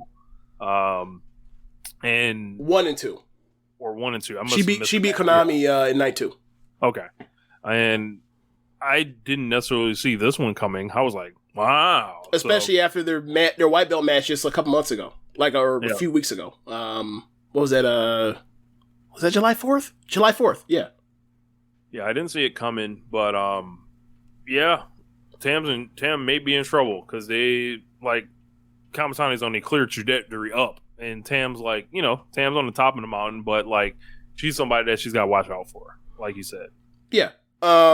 Like, I don't know when it was, but it might have been around Cinderella tournament thinking of like, who do I want Tam to lose the belt to? And like for me, my choice would be Kamatani or Starlight Kid. I prefer Starlight Kid because I think Starlight Kid is more advanced as a wrestler than Kamatani, but like the company sees different, at least right now. You know, Kamatani is in the, you know, that foursome of Utami and Kamatani and Micah and Himeka of, they call them the Golden Generation. So like, you know, Azumi and Starlight Kid might be on the back burner until 3 years from now, or 2.5 years from now. So it is what it is. But like, Kamatani has shown improved in enough big spots this year. Ever since they decided, like, or ever since they realized, like, we're going to have to go with her for the red belt match in Budokan Hall. Like, so yeah, like, she has shown improved and she has been pretty consistent as a singles performer. I still think that like her selling can be inconsistent, and I sometimes don't buy her striking. But whatever. Like, I think that when she's in there with the right person, she can have really, really, really damn good matches. And like this was a great match, and they put her in main event in Osaka. Like, so, and she delivered, and Tam delivered, and like, I don't know about these people that talk about like they don't like these Tam matches, bro. I don't get it, but whatever. Good luck. You know, best of luck to you. You know, one-wing cosmic angel member. You know, yeah, Nakano. Yeah. Apparently, that's funny. There's the agenda, you know, to align Kenny Omega and Tam Nakano. Yeah, we haven't really talked about it on the show. Well, I mean, between like multiple times on Twitter, people talk about like Tam Nakano and Kenny Omega in their in like the One Wing Cosmic Angels joke from after Tam won the white belt up until like the agenda that people talk about on Twitter, to now you saying that Tam is fucking Tanahashi. Like, look. I'm just glad that y'all have came to my side and see the division that Tam Nakano's a great fucking wrestler. So I'm just glad that y'all are here now. I'm just glad y'all here. That's funny. Because I was in wilderness. I was in the wilderness saying this. Keep in mind, like, I'm the same person. Like, after 2 matches, like, yeah, man, I think Johnny Gargano's like one of the 10 best wrestlers, like, doing this shit right now. And then like that came to be proven true. I just think that, like, you know, I'm just glad y'all have caught up with the vision. I'm glad that everything's in line. Everything is perfectly synchronized now. We are moving in one in unison. The movement is moving. You said. Get them sacked. Oh man, that was great. Yeah, man. I think this. We'll see what happens with these. The Thursday or the Saturday through Monday shows, the undercards. But when is Takumi joining the tour? She joins late. Her and Himeka both join late. Himeka has been dealing with back problems. She has wrestled, other than when she wrestled to put over Kamatani at the beginning of the Cinderella or the June 12th show. She hasn't wrestled much because she has a back issue. So they put her in a tournament to give her more time to heal up. And then Takumi, because of her knee, she's coming in like the last week of August. So like, those will be the additions that come in, and that Takumi run is gonna be fun, bro.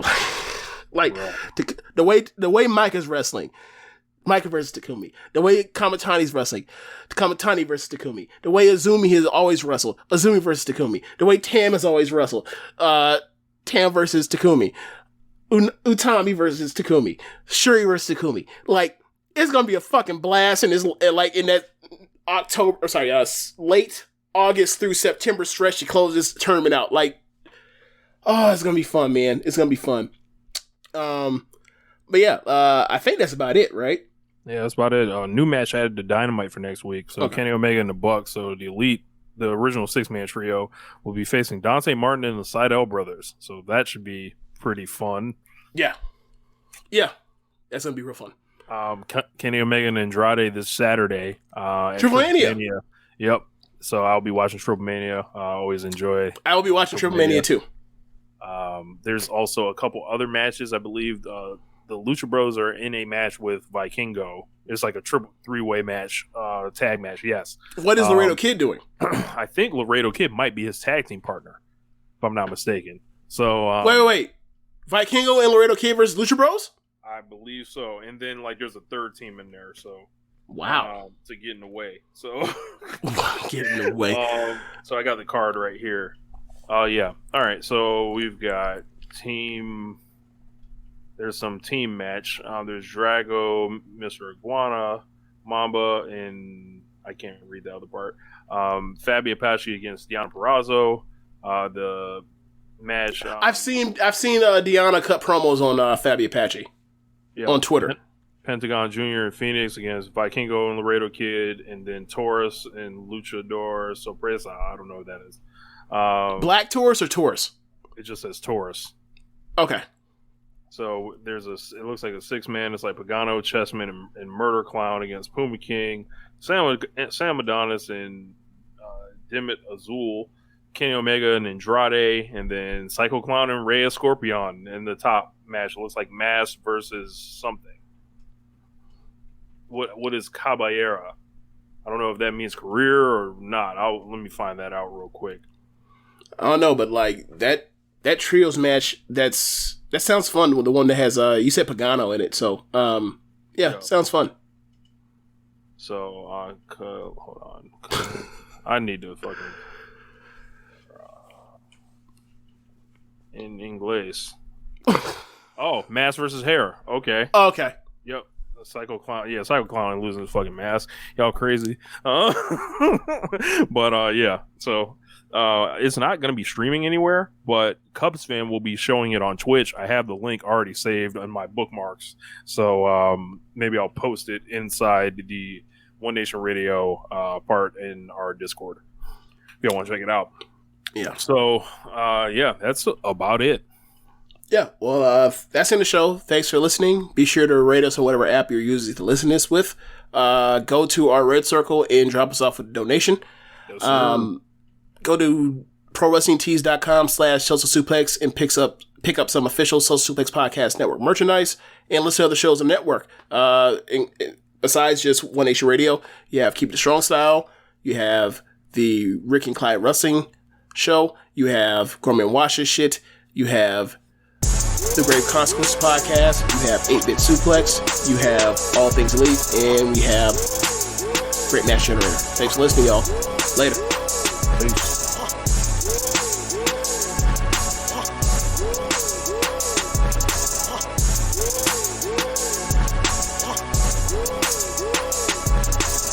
If you've been a renter, you know it's stressful to find the perfect place. But Zillow Rentals make it easy. They have filters for pretty much everything, so you can find a rental that's big enough for entertaining your friends, but small enough they won't crash all weekend. Find your sweet spot on ZillowRentals.com. Have you been to Express lately? People can't get enough of their clothes. They're like instant confidence boosters. The jeans come in a temp control fabric that keeps you comfortable no matter the weather. And the t-shirts, hands down, they'll feel like they're made of the softest fabric you've ever worn. And get this, the suits have stretch and look sharp. Like, what? How do they do that? Everyone's raving about the newest looks from Express. Just check out the 5-star reviews. See for yourself and shop the latest at express.com and in stores.